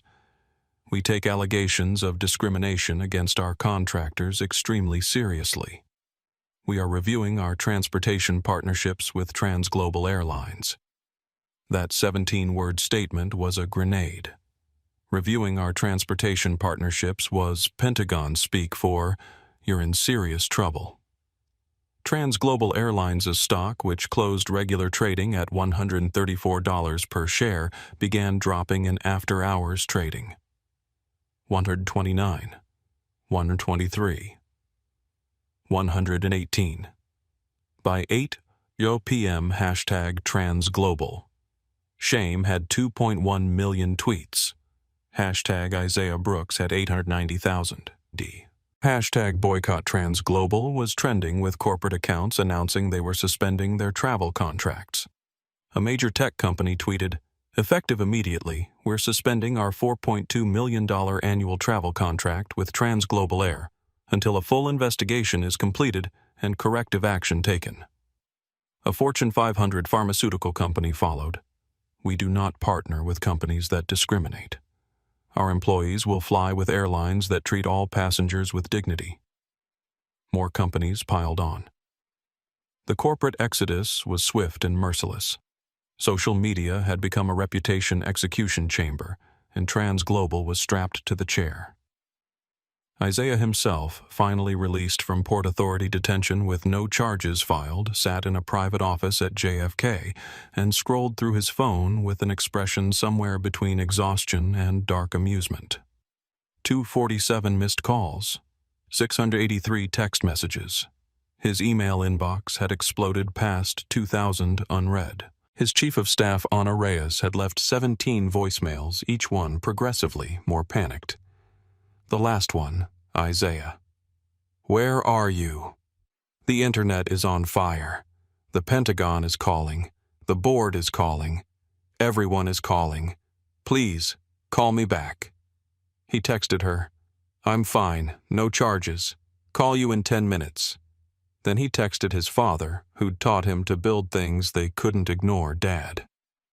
"Remember when you said I needed to be twice as good to get half as far? I think I might have overachieved." His father texted back immediately. "Just saw the news. Are you hurt? Do you need anything? Just tired. But I'm okay." "Good. Now go make them pay for it." Isaiah smiled slightly and set down his phone. He was tired. Bone tired. Soul tired. The kind of tired that comes from being treated like a criminal for the sin of existing while black. But he wasn't broken. And he wasn't done. He picked up his phone again and called his attorney. Michael. He spoke as soon as the lawyer answered on the first ring. "We need to talk about filing suit against Transglobal, against the Port Authority, against everyone involved. Not for the money, for the principle, and for the precedent. Already drafting the complaint." His attorney's voice was sharp-focused. "We'll have it filed by Monday morning. But Isaiah, you should know this is going to be everywhere. Every detail of your life is about to be scrutinized. Let them scrutinize." Isaiah's voice was firm. "I've got nothing to hide. They're the ones who should be worried." He hung up and checked Twitter one more time. The number was still climbing. 3.4 million tweets with #TransGlobalShame. The video with the most views, Carlos Rivera's original recording, now had 18 million views and counting. 18 million people watching him get dragged down an airplane aisle. 18 million witnesses to discrimination in action. Isaiah had wanted to sleep. Had wanted 8 quiet hours in a first-class pod. Instead, he'd become a symbol, a hashtag, a viral moment. But if he had to be a symbol, he'd make sure it meant something. He'd make sure the people who did this paid a price that would echo through the entire industry. He'd make sure no one else ever had to go through what he'd just experienced. Tomorrow, Transglobal Airlines would start losing billions. Today, they'd lost something more important, their reputation. And Isaiah Brooks was just getting started. Transglobal Airlines headquarters, Manhattan, 6:47 a.m. The emergency board meeting had been called for 7 a.m., but Ronald Patterson, CEO of Transglobal Airlines, had been in his office since 5. He hadn't slept. Couldn't sleep. had spent the entire night watching his life's work disintegrate in real time on social media. Now he stood at his office window looking out at the Manhattan skyline as the sun rose over the East River and watched the opening bell approach with the dread of a condemned man watching the clock tick toward execution. The conference room was filling with board members, all of them looking exhausted, angry, and scared. The general counsel was already there, laptop open, surrounded by legal documents and printouts of social media posts. The chief financial officer kept checking his phone and wincing at whatever he was seeing. Patterson walked in at 6:58 a.m. No greeting, no pleasantries, just straight to business. "How bad is it?" he asked, though he already knew the answer. The CFO pulled up the stock ticker on the main screen. Transglobal Airlines ticker symbol TGA had closed yesterday at $134 per share. After hours trading had dropped it to $118. They watched in real time as the opening bell rang at 9:30 a.m. $120, $105, $91, $78, $64. Free fall. Hemorrhaging value faster than anyone had seen outside of bankruptcy. Traders dumping. Institutional investors fleeing. Retail panic selling. By 10:00 a.m., $51 per share. $52 billion in market cap gone. "Tell me about the contract cancellations." Patterson's voice was hollow. The CFO flipped to another screen. The list was long and growing longer in real time as he watched. So far, we've lost 47 corporate travel contracts. The big ones: NetCorp, MediPharm International, Quantum Dynamics, Lexus Financial Group. Combined annual value of approximately $4.2 billion. Personnel. 3 pilots have requested immediate transfers to other airlines. 15 flight attendants have submitted resignations. Our pilot union is demanding a review of crew training procedures. Our flight attendant union is complicated. They're defending Diane Fletcher's right to due process while also condemning racial profiling in general. Patterson rubbed his eyes. "What about the military contracts?" The room went very quiet. The general counsel spoke up, her voice tight. "The Department of Defense suspended all transglobal flights carrying classified personnel or materials as of 7 a.m. this morning. That's $3.2 billion annually. They've also suspended our approval to bid on future military transport contracts pending a comprehensive review of incident protocols and discrimination policies." Patterson felt something break inside his chest. The military contracts weren't just revenue. They were prestige. They were certification. They were the seal of approval that said Transglobal was trustworthy enough to handle the nation's most sensitive operations. And they were gone. "What does the DoD want?" Patterson asked, though he suspected he already knew. "Comprehensive change." The general counsel read from an email on her laptop. Quote, "The department requires assurance that civilian contractors can travel without fear of discrimination."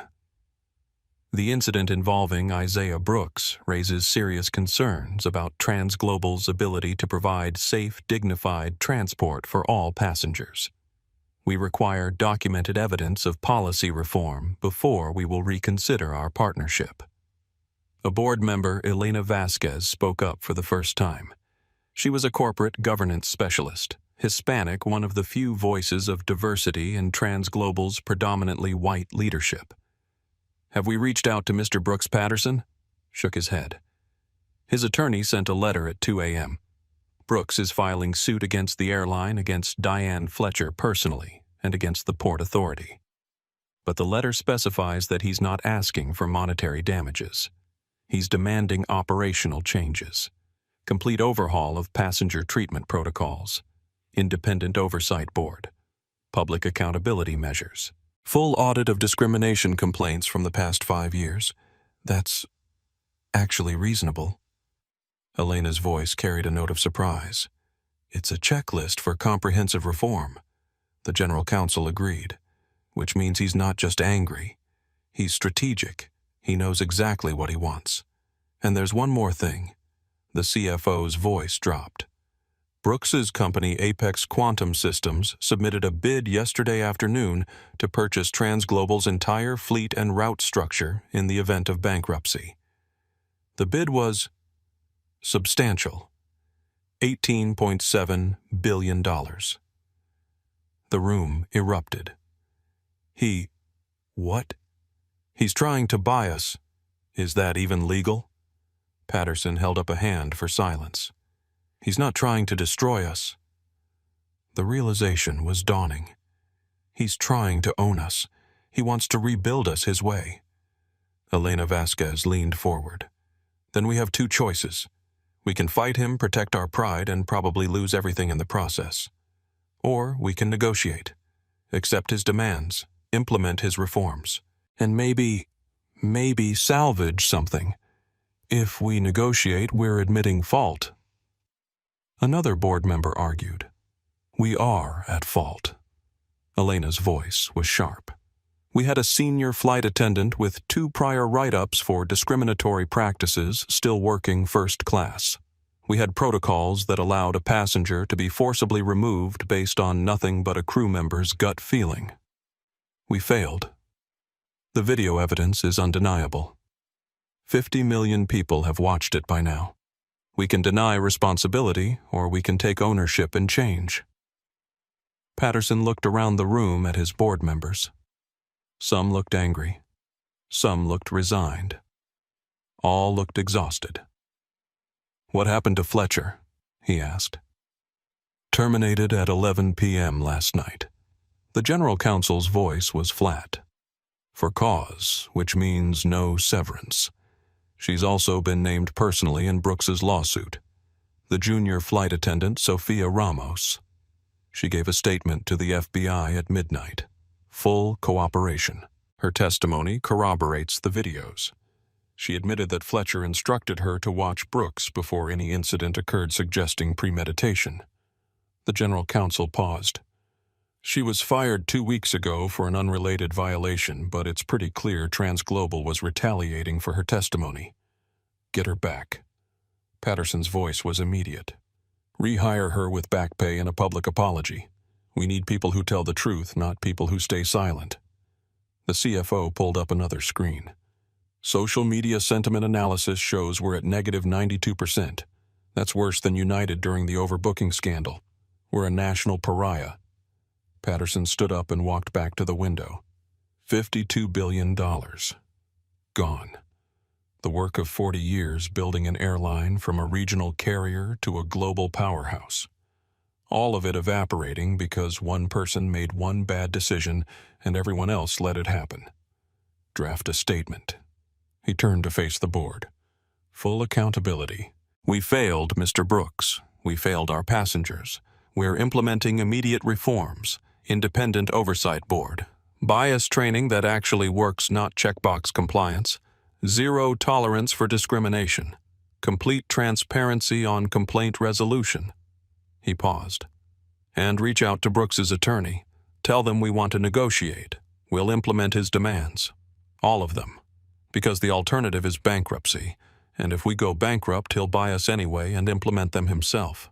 At least this way we maintain some control. The general counsel nodded and started typing. Patterson looked at the stock ticker one more time. $51 per share. $52 billion lost. All because Diane Fletcher had looked at Isaiah Brooks and decided in 3 seconds that he didn't belong. The most expensive 3 seconds in aviation history. Diane Fletcher's apartment in Brooklyn had become a prison. She'd woken up at 6 a.m. to find her phone exploding with notifications. Text messages from numbers she didn't recognize. Emails flooding in faster than she could delete them. Facebook messages demanding she be fired, arrested, sued into oblivion. Her Facebook account was the first to go. She tried to log in, planning to delete it, but the platform had already suspended her account for violating community standards. The hate messages had triggered automatic moderation. Her Instagram was next. Deactivated within an hour. Not by her choice, but by the platform's response to mass reporting. LinkedIn lasted until 9 a.m. when her profile was suddenly marked unavailable. Recruiters and former colleagues had left dozens of messages before it disappeared. Diane, what were you thinking? Do not list me as a reference. I can't believe you did this. She sat on her couch still in pajamas and turned on the TV. Her face was on every channel. Not just her name, her face. Screenshots from her Facebook profile before it was deleted. Photos from her Instagram. A corporate headshot from Trans Global's website. CNN was playing a segment with a legal analyst, Diane Fletcher, the flight attendant at the center of this controversy, had been written up twice previously for discriminatory seating practices. Which raises the question, why was she still working first class after multiple complaints MSNBC had dug up her training records? A legal expert was explaining she'd been through sensitivity training 3 times. 3 times, and she passed all the tests. Which suggests either the training was ineffective or Fletcher was deliberately ignoring it. Neither option looks good for Trans Global. Her sister called at 10:30. Diane Mom's nursing home called. They're getting phone calls. People threatening to protest. You need to do something. I don't know what to do. Diane's voice sounded strange to her own ears. Hollow. Defeated. You need a lawyer. You need a PR person. You need help.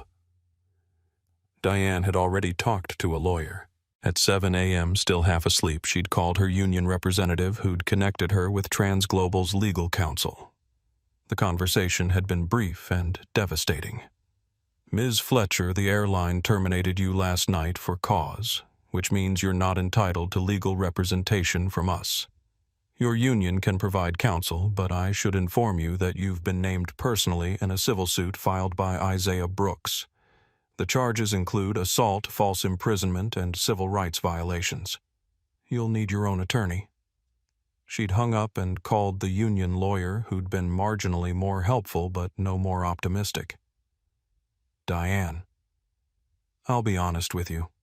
There are 11 videos, federal judge testimony, military officer corroboration. The evidence is overwhelming. We can fight the termination for due process reasons, but the civil suit? You're going to lose. The question is how much it will cost you. How much everything. Your savings. Your retirement. Your apartment if it comes to that. Isaiah Brooks has an unlimited legal budget and the moral high ground. We can negotiate a settlement, but it won't be cheap. Now, sitting alone in her apartment at noon watching CNN dissect her entire career, Diane tried to understand where it had gone wrong. She'd been maintaining standards. She'd been doing her job. She'd been protecting the integrity of first class from people who didn't belong there. Hadn't she? The man on TV, Isaiah Brooks, though she'd never asked his name, had never cared to know it didn't look threatening in the footage. Looked tired, quiet, composed. But he'd been wearing a hoodie, jeans, worn sneakers. He'd looked wrong. Except he hadn't been wrong. He'd been a CEO, a defense contractor, someone managing military operations across continents, and she'd treated him like a criminal. The realization was like falling through ice, cold and shocking and impossible to stop. She'd been wrong. Catastrophically, career-endingly, life-destroyingly wrong. And the worst part? The absolutely worst part was that even now, even after everything, some part of her mind was still whispering, but he looked so out of place. That voice was the problem. That voice was bias. That voice was everything the sensitivity trainers had tried to warn her about. And she'd ignored them because she'd been so certain that 26 years of experience had taught her to recognize who belonged and who didn't. Experience had taught her nothing except how to dress up prejudice as professionalism. Diane's phone rang again. Unknown number. She didn't answer. It went to voicemail. She listened. Ms. Fletcher. This is Sarah Kim from the New York Times. I'm writing a story about the incident, and I'd like to get your perspective. Please call me back at... Delete. Another call. Another voicemail. Diane Fletcher. You racist piece of... Delete. Another. I hope you lose everything. Delete. She turned off her phone, sat in silence, and understood that her life as she'd known it was over. 26 years of service erased in one night. Her reputation destroyed, her finances about to be devastated by legal fees and settlements, all because she'd looked at a man and decided in 3 seconds that he didn't belong. The most expensive judgment call of her life. Richard Pemberton's hotel room in London had become a different kind of prison. He'd landed at Heathrow 6 hours after Isaiah had been removed from the flight. The cabin had been tense, silent. No one spoke. Everyone was on their phones, watching the videos, reading the coverage, tweeting their own accounts of what they'd witnessed.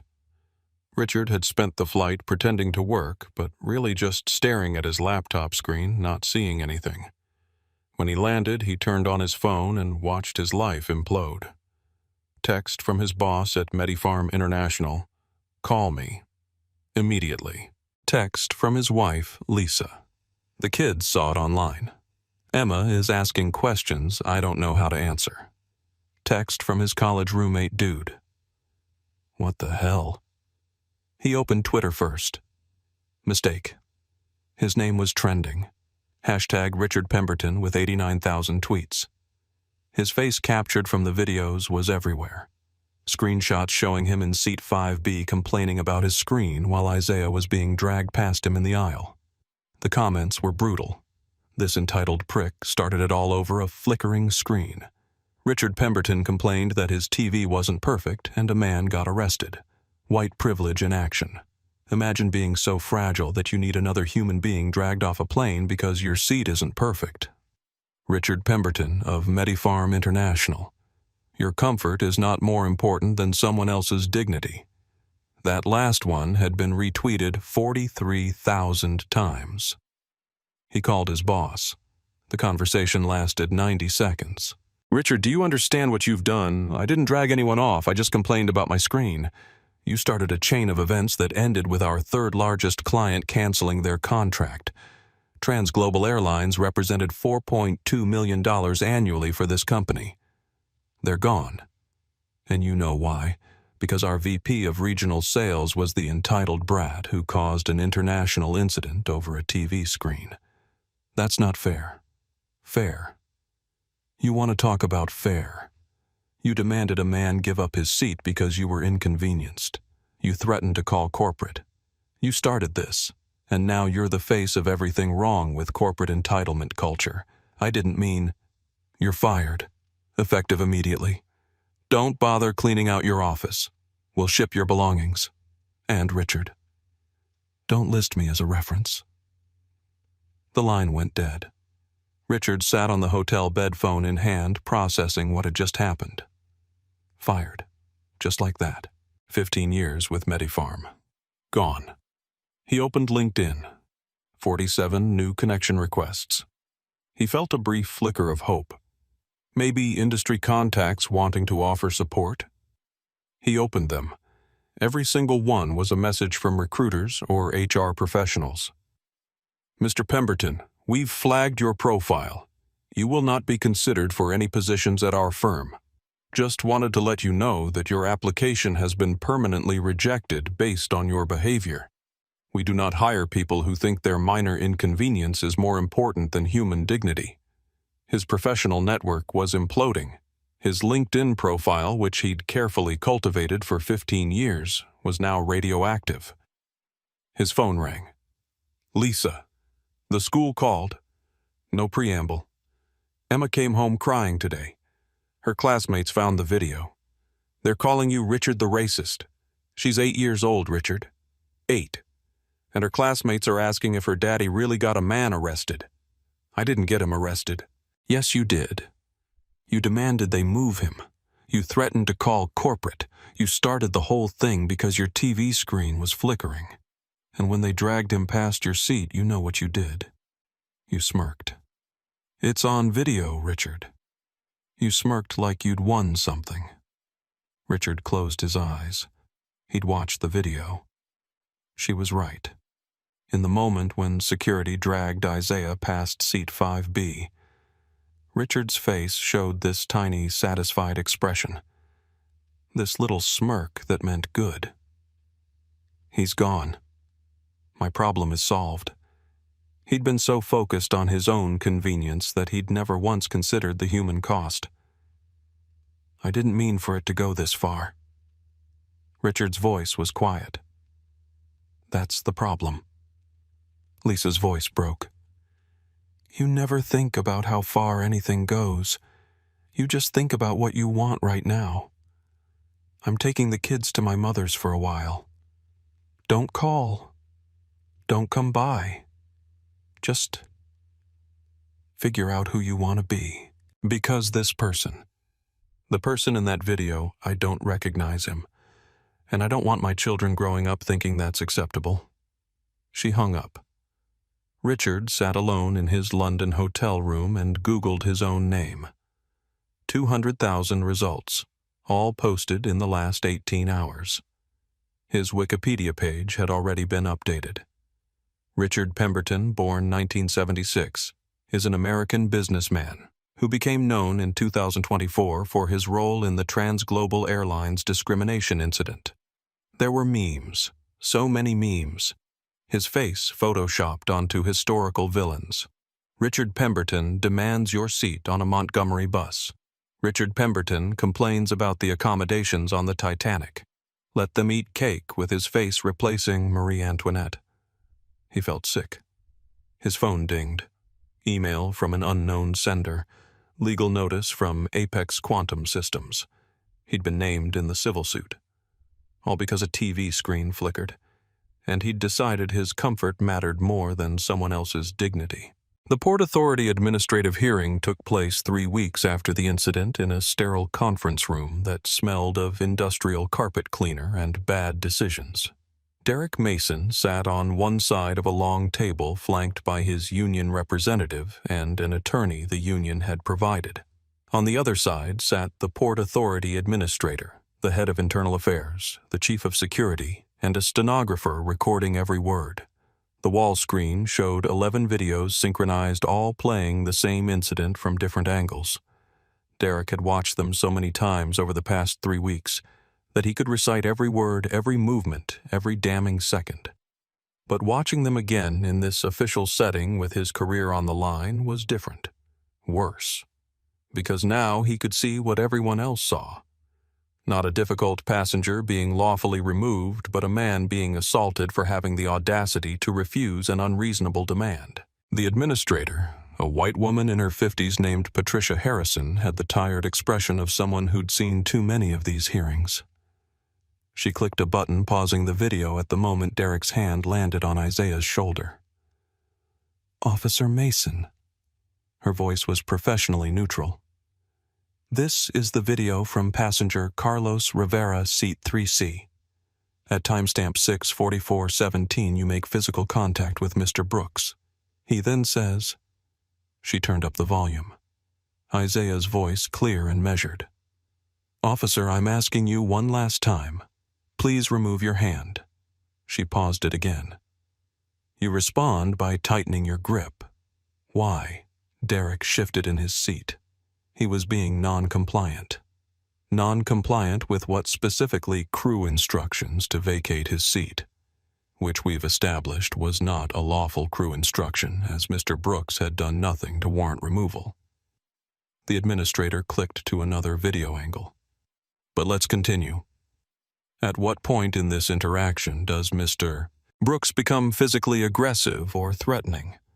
Derek watched himself grab Isaiah's other shoulder, watched Isaiah's body go limp, watched himself shout, "Stop resisting," even though the video clearly showed Isaiah wasn't resisting at all.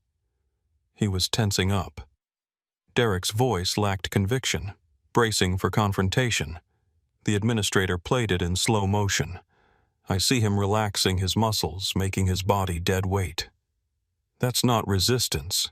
That's passive non-compliance, which is a protected form of civil disobedience. You had no legal authority to use force. Derek's union rep leaned forward. My client was responding to a crew member's assessment of a security threat. There was no security threat. Internal Affairs interrupted, pulling up another document. We've reviewed the flight attendant's statement. Diane Fletcher's only justification for asking Mr. Brooks to move was that she needed a seat for another passenger. There was no safety concern, no policy violation, no reasonable basis for removal. The administrator clicked to the audio file from Judith Brennan's recording. Luis Garcia's voice came through clear and damning.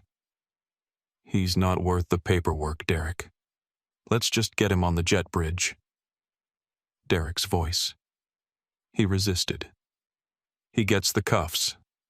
The zip tie sound. Your partner. The administrator's voice was colder now. A 22-year veteran with an exemplary record gave you a clear opportunity to de-escalate. He suggested you step back, call a supervisor, handle this properly. You ignored him. Why? Because I was pissed. Because a civilian had talked back to me. Because I couldn't let him win. Derek didn't voice any of that, just sat in silence. Officer Mason, this board's finding is unanimous. You violated 7 separate codes of conduct: excessive use of force, failure to de-escalate false arrest, unlawful restraint, conduct unbecoming civil rights violations, and bringing disrepute to the Port Authority. Derek's world narrowed. This was it. The end. Your employment with the Port Authority is terminated effective immediately.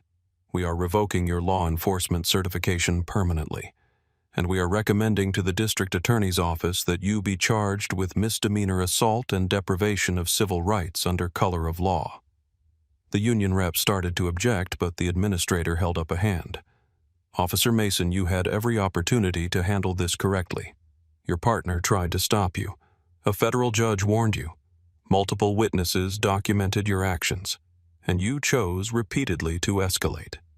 You didn't make a split-second decision in the heat of the moment.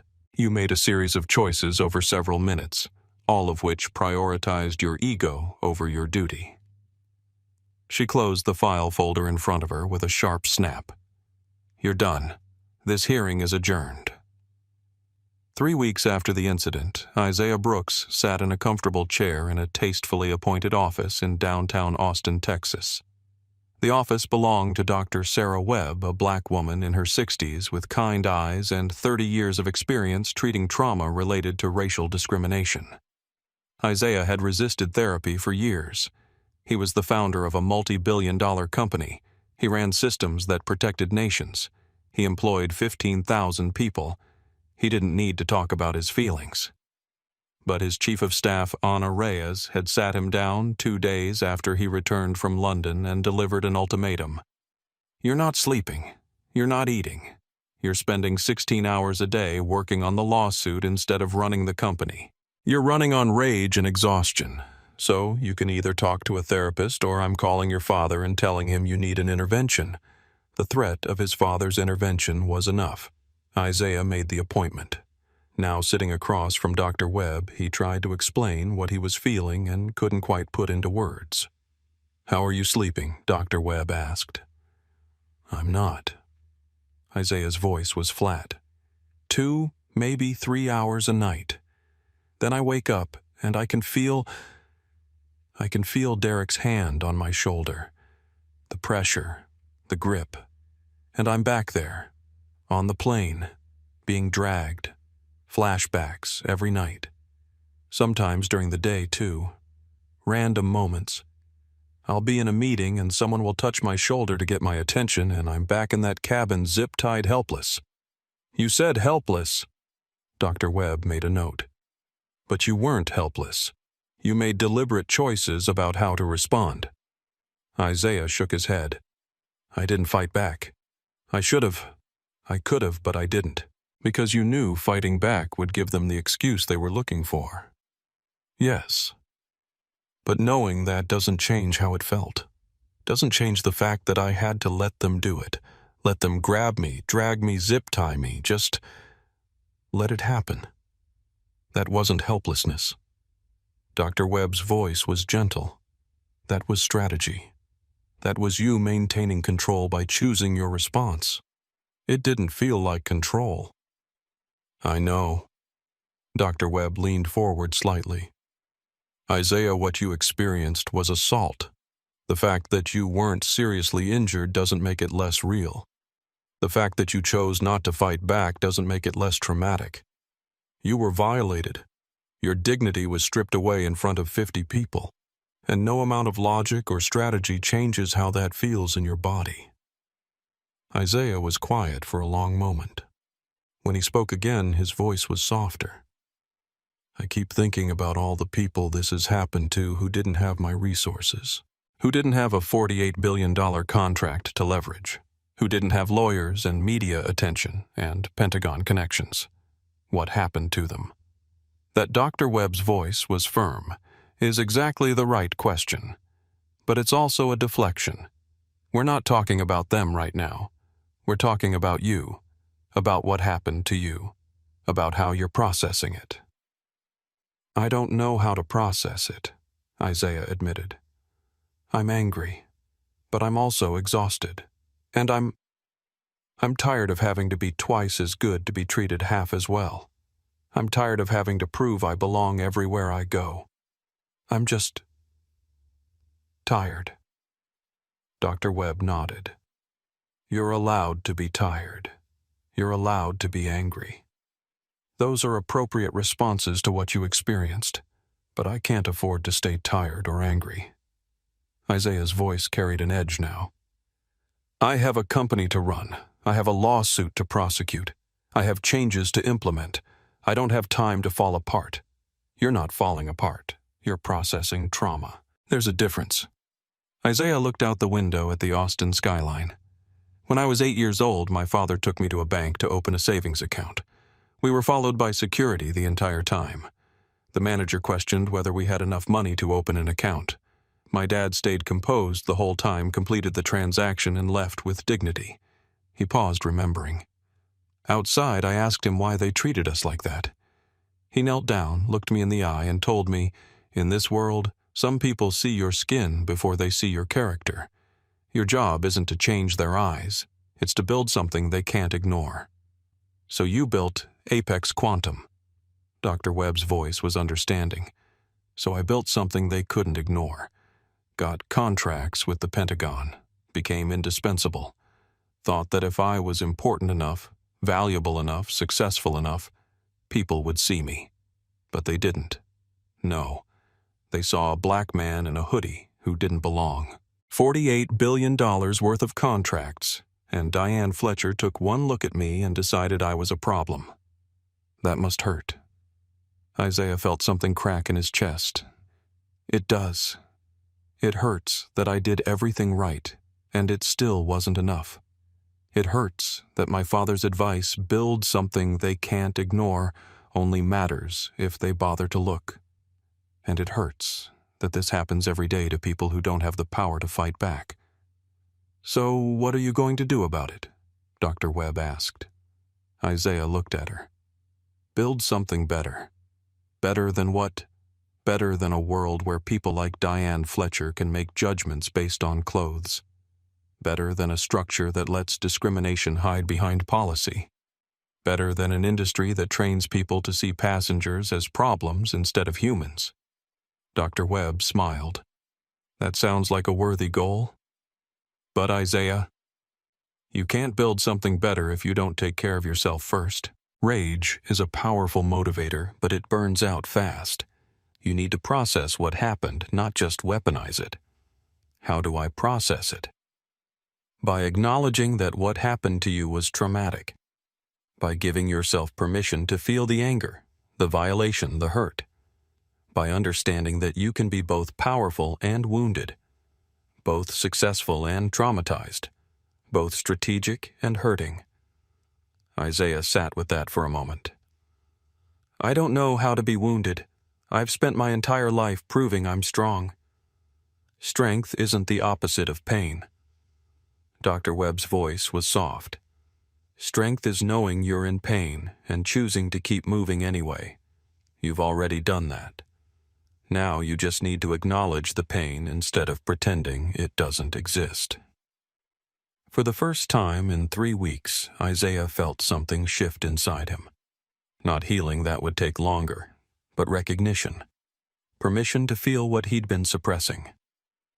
Okay. His voice was quiet. Let's start there. 6 months after the incident, Isaiah Brooks stood in front of 15,000 Apex Quantum employees via company-wide live stream. The Austin headquarters auditorium was packed with additional staff joining from offices in Seattle, Boston, London, Singapore, and 14 other cities around the world. Behind him, a single slide displayed on the massive screen. No corporate jargon, no buzzwords, just 6 words in simple text. The Human Element Initiative. 6 months ago, Isaiah's voice was measured but resonant. Something happened to me that's happened to millions of people. I was judged not by my character or my credentials, but by my appearance. And that judgment led to me being assaulted, zip-tied, and dragged off an airplane while 50 people watched. He clicked to the next slide. It was a still image from one of the videos. Isaiah being dragged down the aisle, his face against the carpet. The audience shifted uncomfortably. I could show you the other 10 videos. I could show you every angle, every perspective, every second of what happened. But you've all seen them. The world has seen them. 50 million views and counting.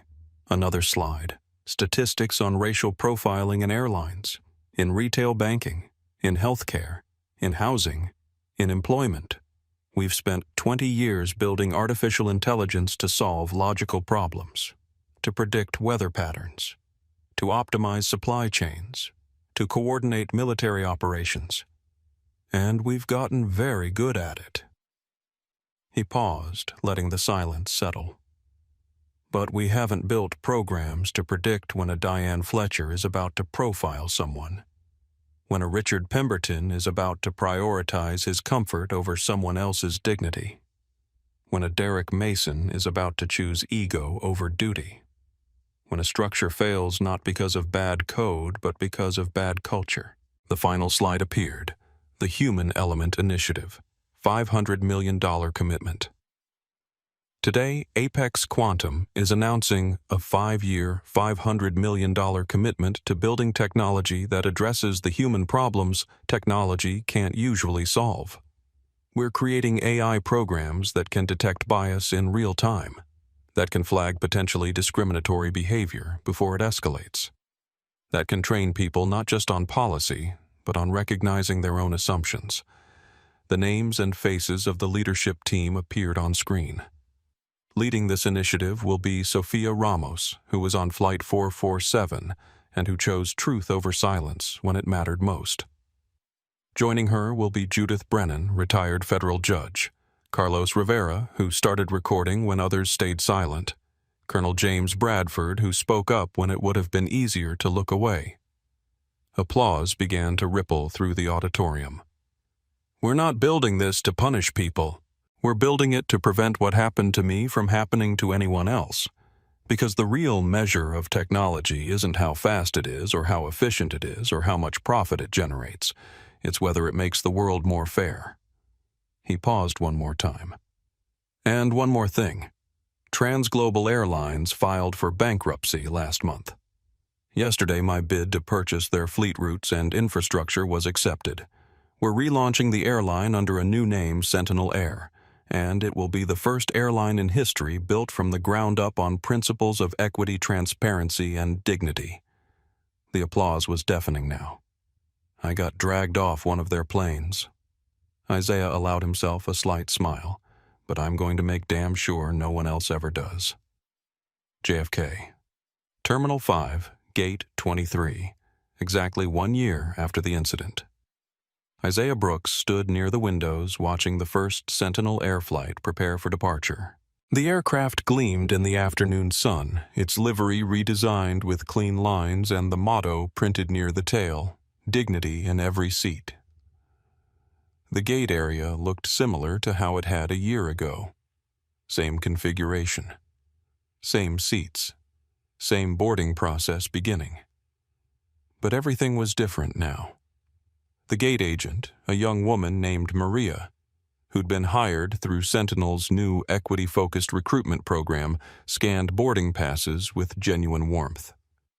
No assessments, no judgments, just professional service for every passenger. A teenager approached the gate. Marcus, 16 years old, black, wearing a hoodie and carrying a backpack. He had his boarding pass ready, and Isaiah could see the slight tension in his shoulders, the unconscious bracing for the question that might come. "Are you sure this is your seat?" Maria scanned his pass and smiled. "Welcome aboard, Marcus. You're in 2A today, our best seat. Have a wonderful flight." Marcus's shoulders relaxed. Surprise flickered across his face, followed by a genuine smile. "Thank you." Isaiah watched him board, watched him walk down the jet bridge without fear, without having to prove he belonged. Just belonging. That's what justice looks like, Isaiah thought. Not revenge, not punishment. Just a world where a kid in a hoodie can board a plane without carrying the weight of other people's assumptions. Someone approached from behind. Mr. Brooks. Isaiah turned. The gate agent, Sarah, had stepped away from the counter. "I wanted to thank you. I was laid off when TransGlobal went under. Sentinel hired me back. And the training you implemented, the real training, not the checkbox kind. It actually helps. It teaches us to see people, not stereotypes. What happened to you was terrible. But what you built from it, that's hope." Isaiah smiled. A real smile. "Thank you, Sarah. That means everything." His phone buzzed. Ana Reyes. First flight departing on time. All safety checks green. Passenger satisfaction scores already higher than industry average. "You did it, Isaiah." He texted back. "We did it." That night, a video went viral. Marcus the teenager, posting from seat 2A, just flew Sentinel Air for the first time. "For the first time in my life, I didn't feel like I had to prove I belonged. I just belonged." If you've ever been made to feel less than human for how you look, what you wear, for existing, this airline gets it. They really get it. The video got 22 million views in 24 hours, and Isaiah Brooks, watching it from his home office, felt something he hadn't felt since before the incident. Not anger, not exhaustion, not even satisfaction. Peace. The kind that comes from knowing you turned your worst moment into someone else's freedom. His phone buzzed one more time. A number he didn't recognize. He answered. "Mr. Brooks." A young voice, nervous. "My name is Marcus. I'm the kid from the video, the one in seat 2A. I wanted to say thank you for what you built, for making it so I could fly without being scared." Isaiah closed his eyes. 22 million views, $52 billion lost, 11 videos, 1 year of fighting, all of it worth it for this one call. "You don't have to thank me, Marcus." Isaiah's voice was warm. "You just have to keep flying, keep taking up space, keep belonging. I will." Marcus's promise carried weight. They hung up. Isaiah looked out his office window at the Austin skyline. Somewhere out there, planes were taking off. Kids in hoodies boarding without fear. Gate agents trained to see people, not stereotypes. The world was still broken in 1,000 ways. But in this one small corner, in this one industry, it was a little more fair. That wasn't everything. But it was something. And sometimes something is enough. Diane Fletcher never worked in aviation again. She took a job at a call center in Pennsylvania, filed for bankruptcy to settle the civil judgment against her, and quietly moved to a town where no one recognized her face from the videos. Her settlement paid Isaiah's legal fees, but awarded him no monetary damages exactly as he'd requested. He'd wanted acknowledgement of wrongdoing, not wealth. He got both. She lost everything else. Richard Pemberton lost his pharmaceutical career and now works in his brother-in-law's insurance office in suburban New Jersey for a quarter of his former salary. His daughter Emma changed schools twice to escape the bullying that followed her after the videos went viral. His wife Lisa filed for divorce 8 months after the incident. Richard speaks at occasional corporate ethics seminars about entitlement and consequences, a penance he imposed on himself. He still can't watch the videos without feeling sick. Officer Derek Mason served 90 days in county jail for misdemeanor assault and lost his law enforcement certification permanently. He works mall security. Now the irony is lost on no one, and lives with the knowledge that 8 seconds of bad judgment destroyed a career he'd spent 3 years building. His partner, Luis Garcia, stayed with Port Authority, was promoted to senior officer, and now teaches de-escalation training nationwide, using that day as a case study in what happens when ego overrides duty. Sofia Ramos became the youngest director of a major corporate ethics division at 25. She speaks at conferences about the cost of silence and the courage required to tell truth to power. Carlos Rivera left his marketing job to run a non-profit teaching bystander intervention funded partially by Isaiah's foundation. The non-profit has trained 43,000 people so far. Judith Brennan came out of retirement to chair Sentinel Air's Passenger Rights Board, ensuring every complaint is heard and investigated without bias or bureaucracy. Colonel Bradford worked with the Pentagon to implement bias detection protocols across all military contractor interactions, making Project Sentinel about more than just logistics. Within 2 years, 7 major airlines adopted Sentinel's human element protocols. Within 5 years, it became industry standard. Complaints of racial profiling in air travel dropped 73% nationwide. But the real measure of success came in thousands of messages Isaiah received from passengers who flew without fear. For the first time, people who looked at a first-class seat and felt they belonged, not because they had to prove anything, but because the structure finally saw them as human. That's not revenge. That's revolution. And it started with one man who refused to move from seat 2A. If this story moved you, if it made you think, if it reminded you that one person's courage can change an entire industry, then please do 3 things for me. First, hit that like button. It helps this story reach more people who need to hear it. Second, subscribe to this channel and turn on notifications. We share stories like this every week, stories about ordinary people who stood up for what's right when it would have been easier to stay silent.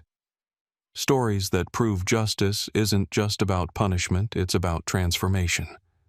And third, the most important one, share this video. Share it with someone who needs to hear that their dignity matters.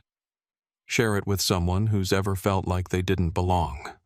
Share it with someone who has the power to make change but hasn't found the courage yet. Because Isaiah's story isn't just about him. It's about every person who's been judged by their appearance instead of their character. It's about every Sophia who stayed silent and regretted it. It's about every Carlos who found the courage to speak up. And it's about every Marcus who just wants to fly without fear. The comments section is open. Tell me your story. Have you ever witnessed discrimination? Have you spoken up? Have you stayed silent and wished you hadn't? Let's talk about it, because change doesn't happen in silence. It happens when we share our truths, when we hold each other accountable, and when we refuse to accept that this is just the way things are. Remember Isaiah's words. I don't need my title to deserve basic human dignity. No one does. That's not just a line from a story. That's a principle worth fighting for. Thank you for watching. Thank you for caring. And thank you for being the kind of person who believes the world can be better. See you in the next story.